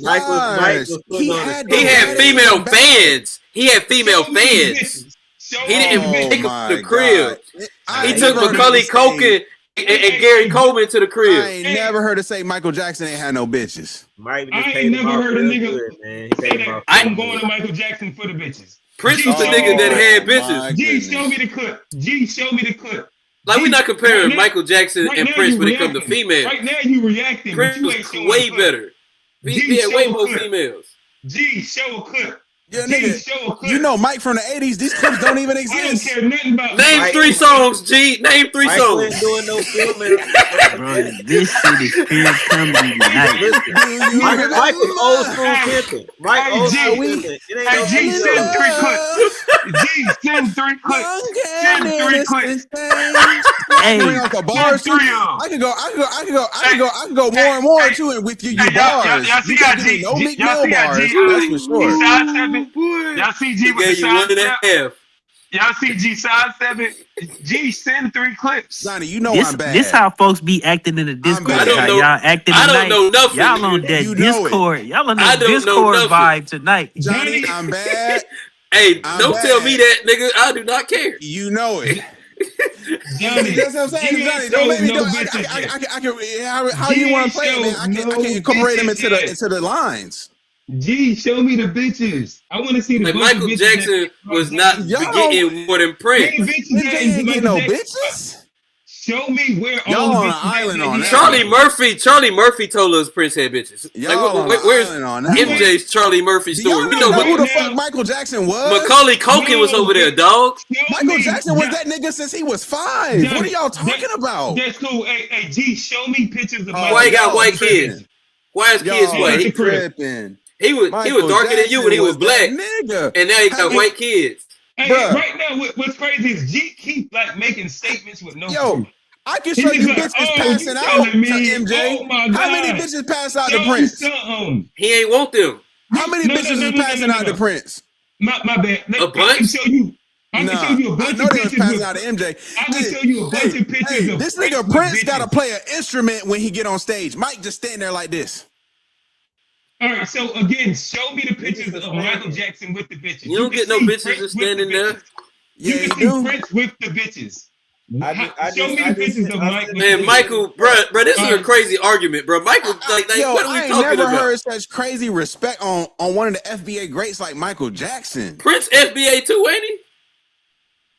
Hey man, you know how I know this one of the got more best. bitches. Johnny, what does your admiration of Prince have to do with your disrespect of MJ? I agree with that. Hey. Show me with the bitches. Where's Man, the you can bitches always at? tell. Where's he with a group of bitches at? Hey, Mike stay with a group of bitches. What you talking about? Show it, G. Stop saying it. Show one. He didn't Black hit is that. showing you sound He didn't hit that. This is not a group. I think you confusing He didn't hit that. His kids would be way more chocolate. G, show me something. Stop making He got one. I don't He even. got one up there. Picture of Michael Jackson Oh, you doing with it right now. bitches. This is when niggas be like FBA. Show He the lineage. He's showing you. He's showing you MJ with bitches right now. I think you confusing having the bitches with This is getting one bitches. woman. Come on, Listen, I think you confusing Black, let him know. having bitches. You confusing having bitches with getting bitches. We talking about why we would hang out with Mike, because even though he's not getting the bitches, he's having them around. Like, so if you, I'm gonna be best friends with you. Thank you. Hey, you said hey, Like, hey, oh, killing season. It's killing season. You hit me up down the hall and he Hey, look. All right, cool. We made Be like, hey, baby. Cool. Hey, baby, he a little weird. So like 1, 2 o'clock. You know, this is where I'm gonna be at. And that's the point that I'm saying. Nigga, it's Yeah, if you mad ever other hang niggas around some that's around a celebrities, flock of bitches that I prefer to be around than weird ass Michael Jackson. So you rather have bitches that's attracted to Prince? No, I would rather have women that is attracted to me. women are That's gonna. what we talking about. No. I like how you spit that. I like how you spit that. I like Women. That was the women only are gonna- correct. That was the only correct answer. That's the only correct answer. I like how you try to spin that. I like how you try to spin that. No, because we talking about Prince bitches versus Michael Jackson bitches. Which I like bitch bitches that like would you want a bitch? Would you want to be around talking. bitches that like niggas like Prince or like niggas like MJ? Which one would you prefer? Girls that like Prince for me. Oh, okay. Thank you, Johnny. Thank you for putting it on the record. So G, I mean, what I'm gonna talk about Assless is chaps type like, of nigga. That's what you are. I'm short, nigga. I'm short. Hold on, wait. Fuck your bitch. I'm 5'6", What I would 5'7". prefer to do is that I would prefer to hang out with Prince because he's gonna be around more bitches. But he gonna be around more niggas too. He be around more niggas too. Mike ain't go. Mike ain't Prince go. ain't Mike's fucking my gonna be bitch. around animals. Prince on the I spectrum. don't want to be Pause. around animals. Why the fuck I want to be around animals? You don't like the zoo, nigga? No, I like bitches. The zoo? You don't like the zoo? Nigga, no. I'm 30-something. What the fuck I need to go to the zoo for? I think all of y'all must have got one of Johnny Buzzballs tonight. Yeah, come on, man. Because everybody is on 10 tonight. I ain't never seen the whole panel like this. Yo, you know Mike generous, nigga. You gonna be around, you gonna just give you money. Oh, like, off the rip. Off the rip. You got they said Prince had breakfast. Charlie Murphy said they had Janet breakfast. Jackson, his sister, nigga. Like, I'm trying to see where Janet at. Niggas gonna wake up. So you got ulterior motives. See, you got ulterior motives. See, that's what this That's is. the point. We just talking about hanging out. Like, if you can't smash Janet. Hey, wait, and hey, Black, you talking about? But do you want to hang around all her? the things around him. Prince hanging might out come with in that and nigga kill is the not fun. a He cool might go his experience. Jehovah's Witness shit. I that don't day. want to hear about This nigga Prince. This nigga Prince talk make about. everybody hoop and shit. Like you can't even like catch your own I vibe. hooping, I got a basketball. gym. But if you trying to fuck, Hey, my jumper done got a lot better. My jumper done got a lot better. Hey, look, hey, my shit done blouses. Hey, right. You rather play niggas in blouses than flirt with bitches. I'm trying to get one of Mike Jackson's sisters. Nigga, ain't no bitches riding that little roller coaster Ferris wheel at Michael Jackson crib. What bitch you gonna take on a Ferris wheel? This nigga Prince want to play niggas in basketball wearing a blouse. I'd rather play basketball than go on a Ferris wheel with him. So Johnny, or if go you watch chilling a with Prince, monkey. and he's like, so Johnny, when you chilling with Cause Prince, I let her back me like, down, you know. Like, look, So when Q and Johnny, when y'all chilling with Prince, and he ready to run the game, and he's like, we blouses, y'all putting on the blouse? No. But it's gonna be mad bitches around. I mean, what's the Come on? Listen, when Michael Jackson say he's Peter Pan and he never want to grow up, what you gonna do? Nigga, what a bitch. You grown as hell. You grown as hell already, G. G, you're already grown. I'm like, all right, get this nigga some toys. Something to play with. I'm like, shit, nigga, yeah, shit, you right. Niggas already got kids, nigga. Fuck, we got another one for. Hey, this grown ass baby. Neverland, nigga. Grown ass fucking baby. I'm good. Why don't you call this shit Neverland, nigga? All right, hey fellas, I think that right now would be a good time to hear Steve Cake for J. Cole. Talk to us, Steve. Man, y'all hilarious. I don't even know where to start tonight. You know this is a good episode because A Black ain't never on here this late, man. That's how you know y'all killing it tonight. I'm jet lagged. A Black would have been off here at like 1 hour and 57 minutes. He would have laid up on the bed and lights would have went off. He'd be asleep already, man. Hey, you're right. Motherfucker come back with the robe on. I say, man, y'all know y'all in rare form tonight. A Black is up here at 2 hours and 47 minutes, man. I'm in a better time zone right now, man. Hey, man, LaRussell, he was tripping. I don't know how we just can't say LaRussell was tripping, man. Because the thing is like, words have meaning. Okay. And I can only assume what you mean is by the words that you say. When you say heaven sent has a positive connotation colloquially. It don't just mean you from God. It means it's something good that came from God. And saying, like we would then sit up here and said 3 white devils next to Malcolm and Martin. Now, if you miscommunicated, then why just we can't just say that? Cause I get it. If we try to make an argument that we all come fall short of the glory of God and free will, okay, cool. But that's not what heaven sent me. In that moment, when people hear you, they gonna respond to what the words that you rapping actually mean. And that's your job as an MC, is to communicate. And the girl shot him Bell 17 times. She did. And he was like, and I'm pretty sure this is how it went. The engineer probably said, I get what you're saying, LaRussell, but I don't think you saying correctly. He said, nah, I'm saying it. Steve. The interview didn't do no justice. Hey, but Steve, go, Johnny. Do you think that's the worst? Like as far as like the reaction that this like miscommunication? Because I think like people are hung up on 2 words. I think. But I'm saying, did he miscommunicate that bad for like the reaction? Because I think like the concept. 2 things is happening. Talked for like an hour. Niggas hung up on 2 words. They guess the name let of the song. Let me tell you what's happening. It's the name of the song, nigga. So you gotta think. A better name.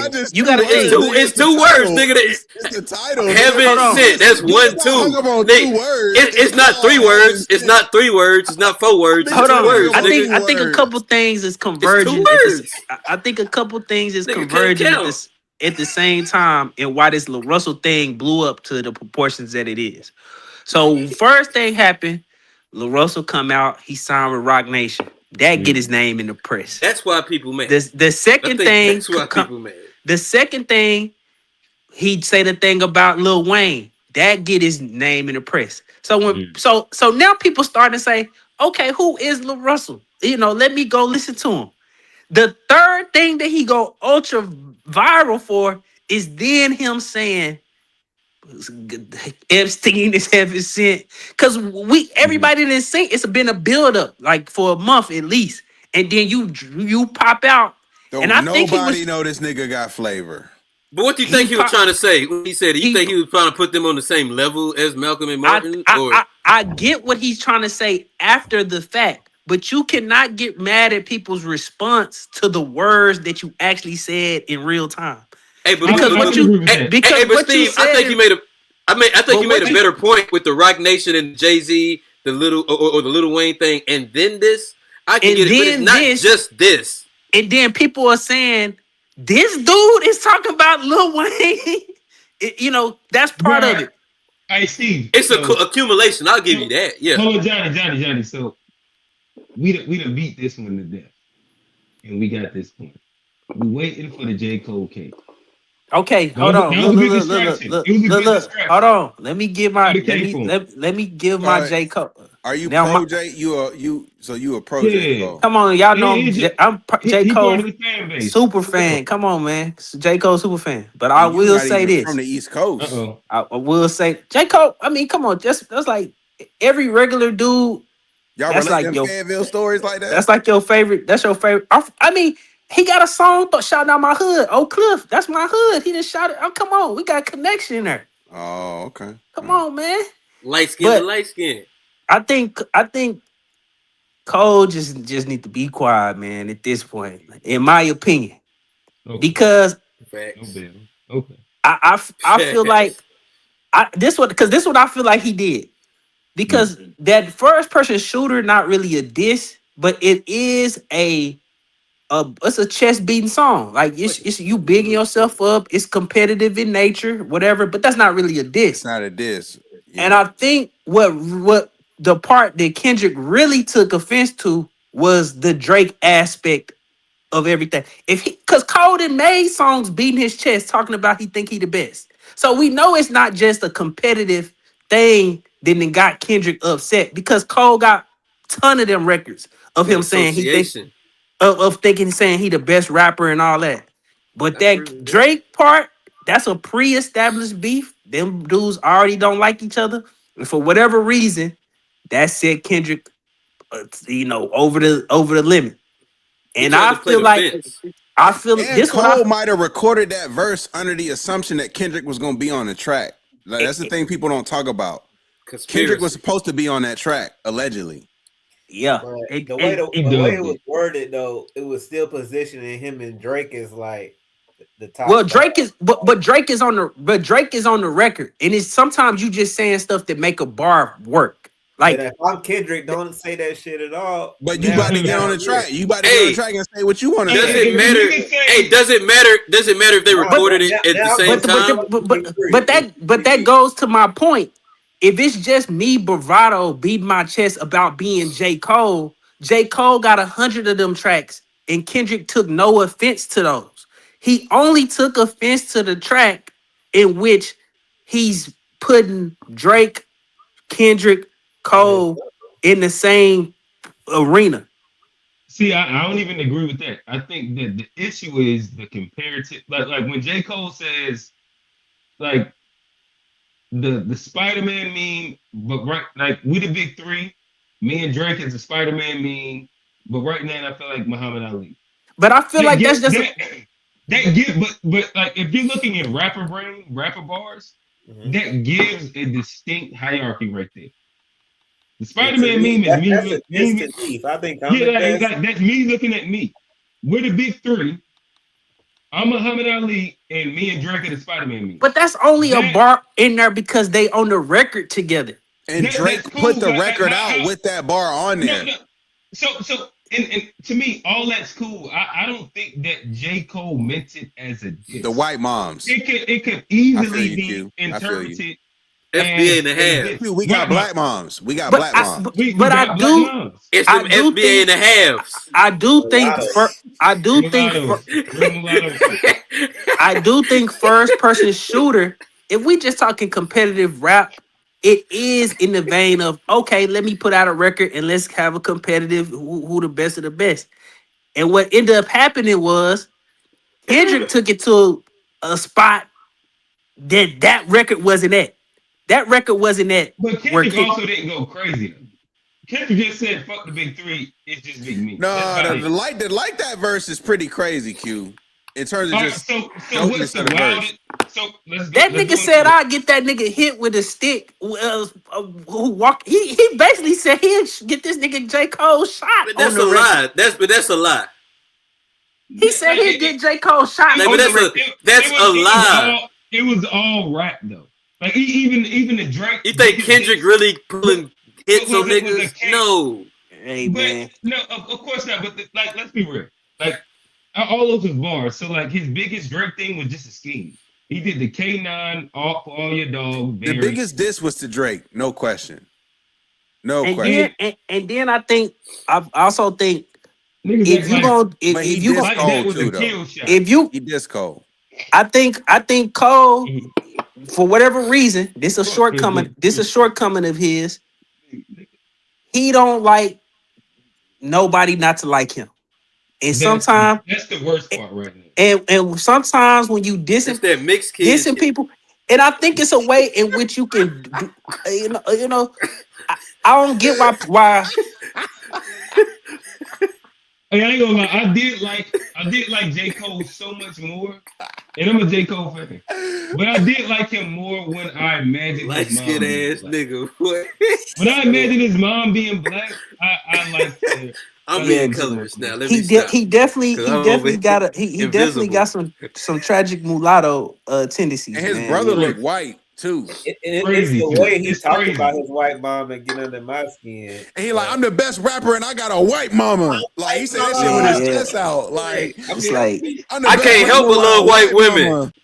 I can't help but love white women. And we're not going into a before the sideline story. He's been rapping about how white bro, they been having the swirl wars for 3 days straight in the Discord, man. I got a white mama.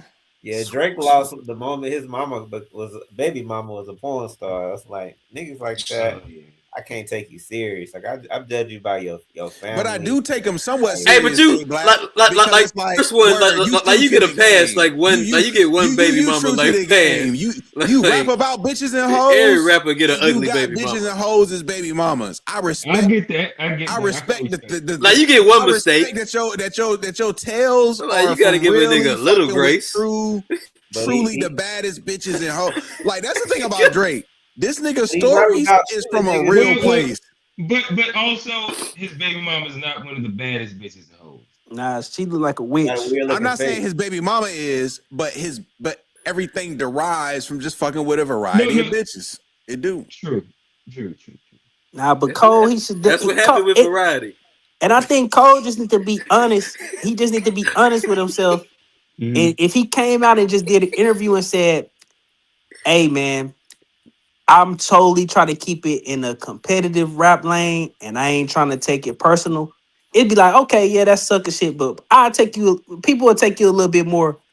That's what everybody had like reasoned him to be. He came out with this interview and just like, fuck that.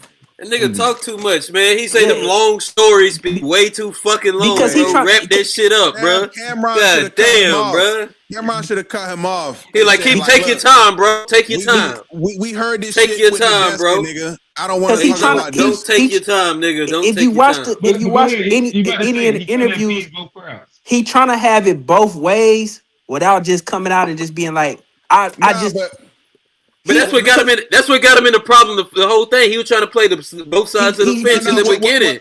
That's what got him in trouble. I love both of these niggas. They both was gonna be on the album.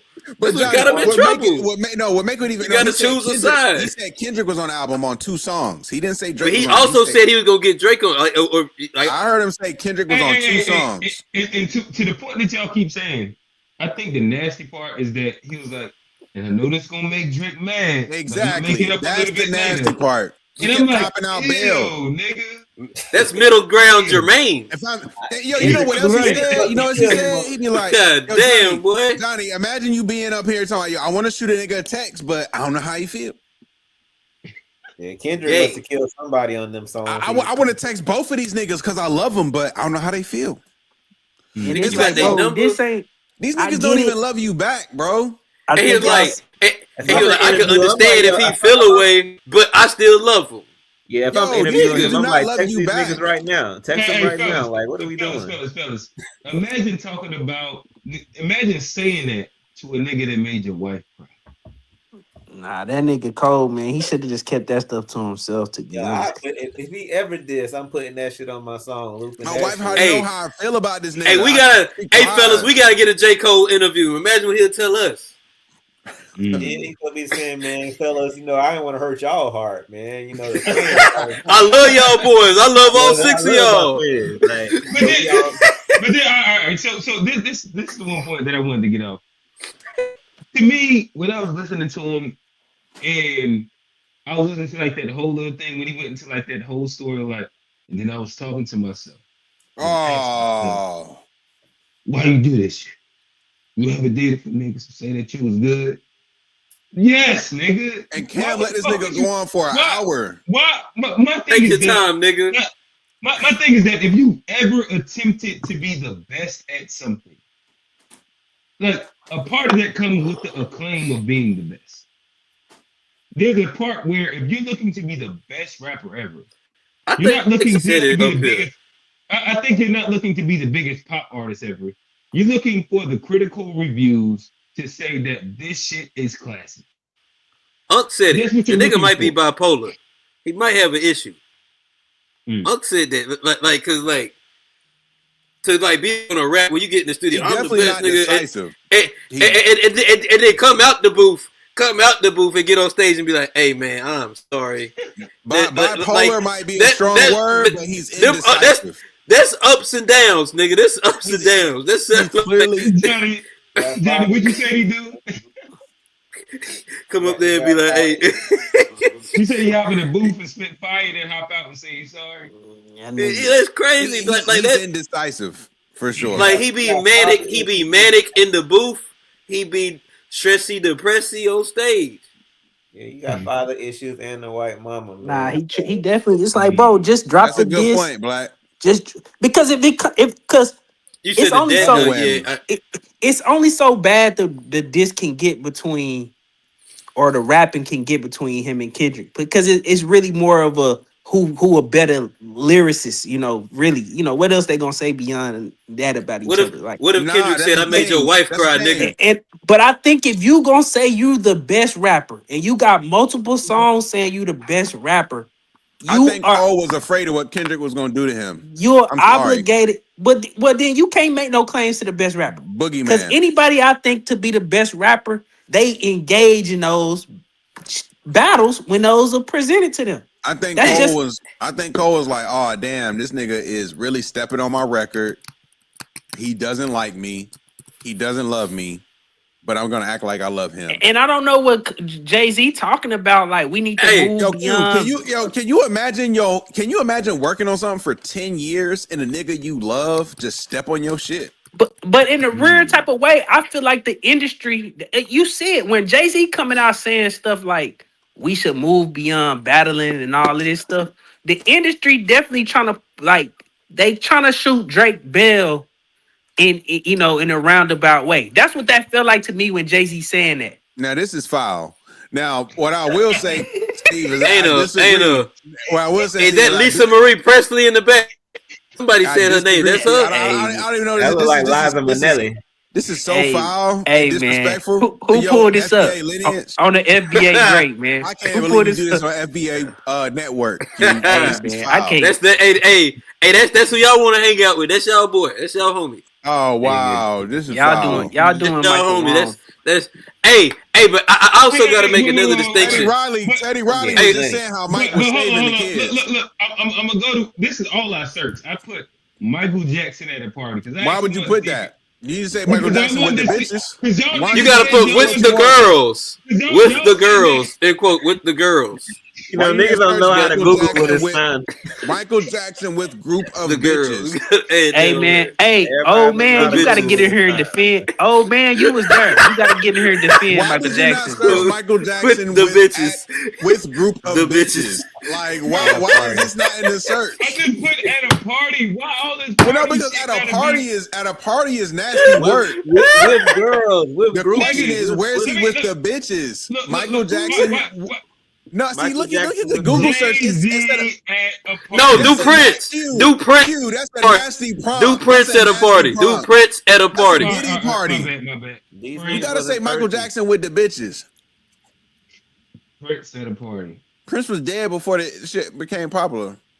These white women would, They didn't just let any bitches be near them, man. Like that was different type of niggas. What? He had a lot of little kids around him this day. They have to go like he had a kiddie birthday cake too. It was a bar mitzvah, probably. He's on record for saving the kids, nigga. See, Mike is over here ahead of the curve, and y'all demonizing him. Groupies. Hey. I gotta point out one other thing. I gotta point out saving kids from Epstein Island, and y'all want to criticize this man for being a steward of the people. Hey G, I got one more thing on the J. Cole Kendrick thing.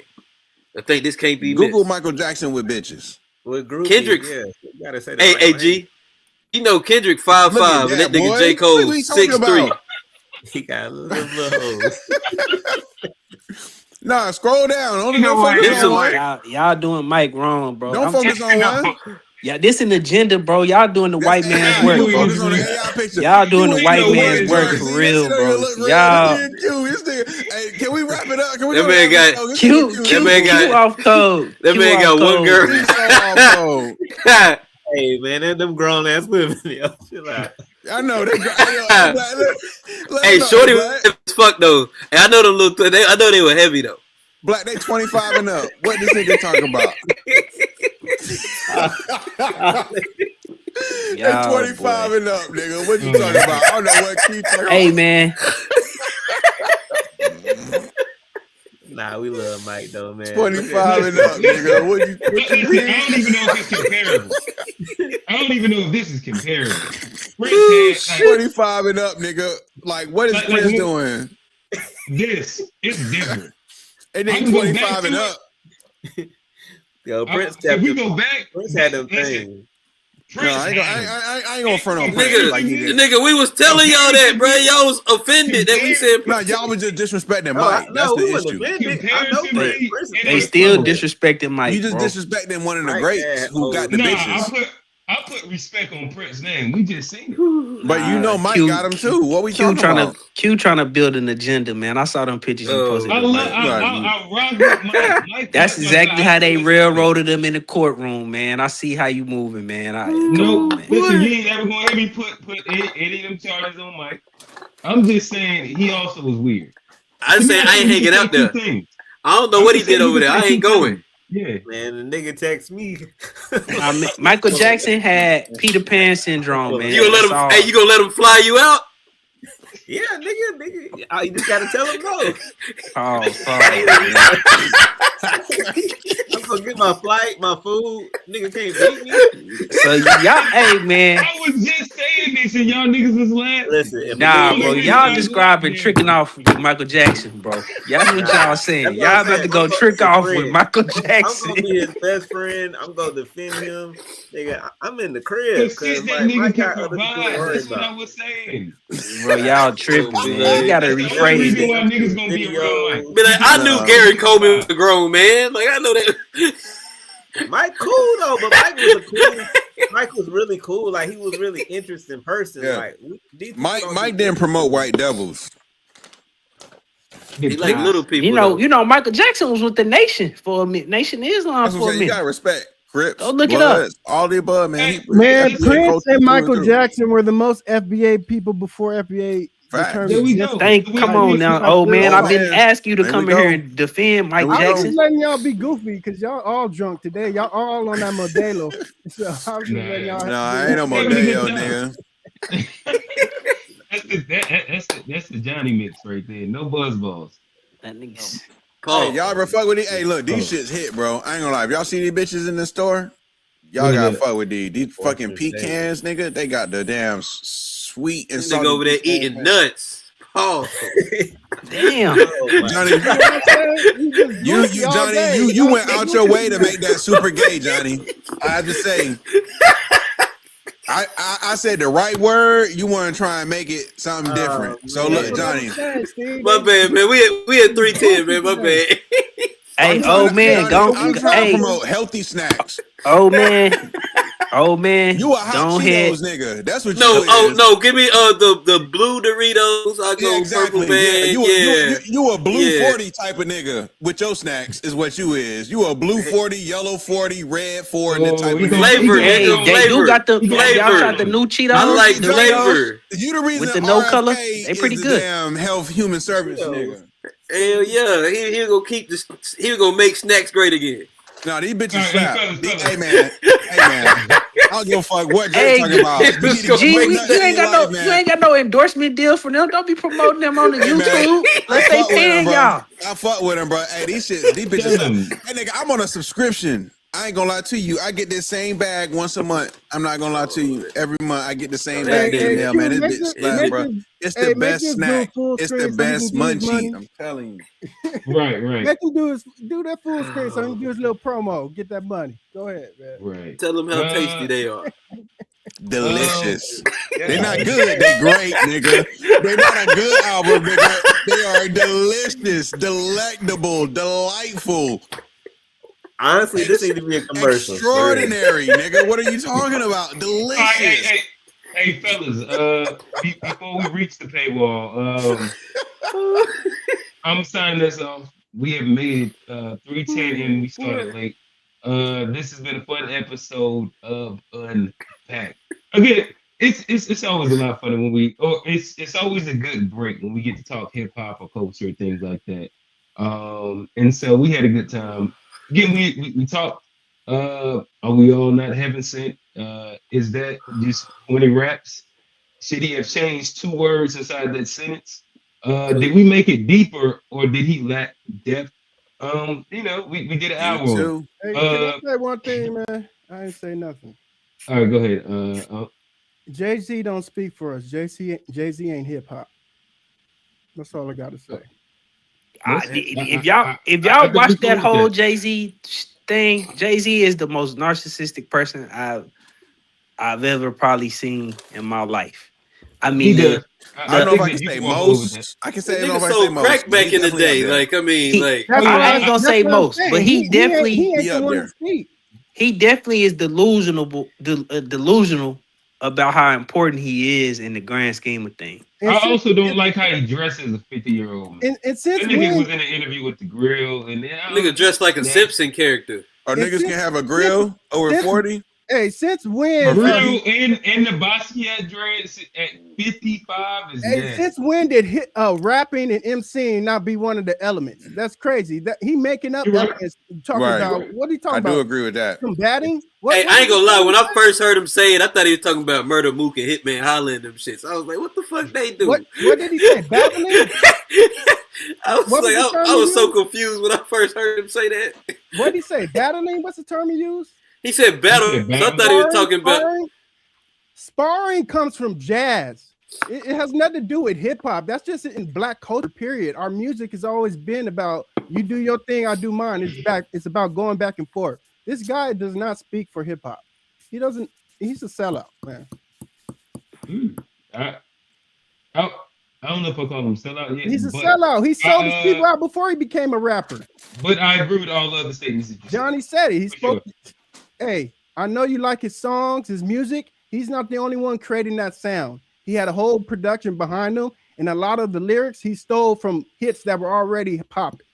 Jay-Z Hey, old man. not hip hop. Listen, oh man, I'm not a big Jay-Z. Kanye kind of made Jay-Z too. Hey, the opinion old man is giving right now is heaven sent, man. So shit, gotta respect it. Perfect. Steve, great one. Hey, next time you do it, Steve. Even you. This has been a great episode of Unpacked. Again, we had Jay-Z, LaRussell, J. Cole. We have A Black. He made it all the way to the end with us. We have Johnny P himself. We have G. We have Steve, old man, and the last pillar of hip hop, Unc. With that said, this has been a great episode. We out. Peace. Even you.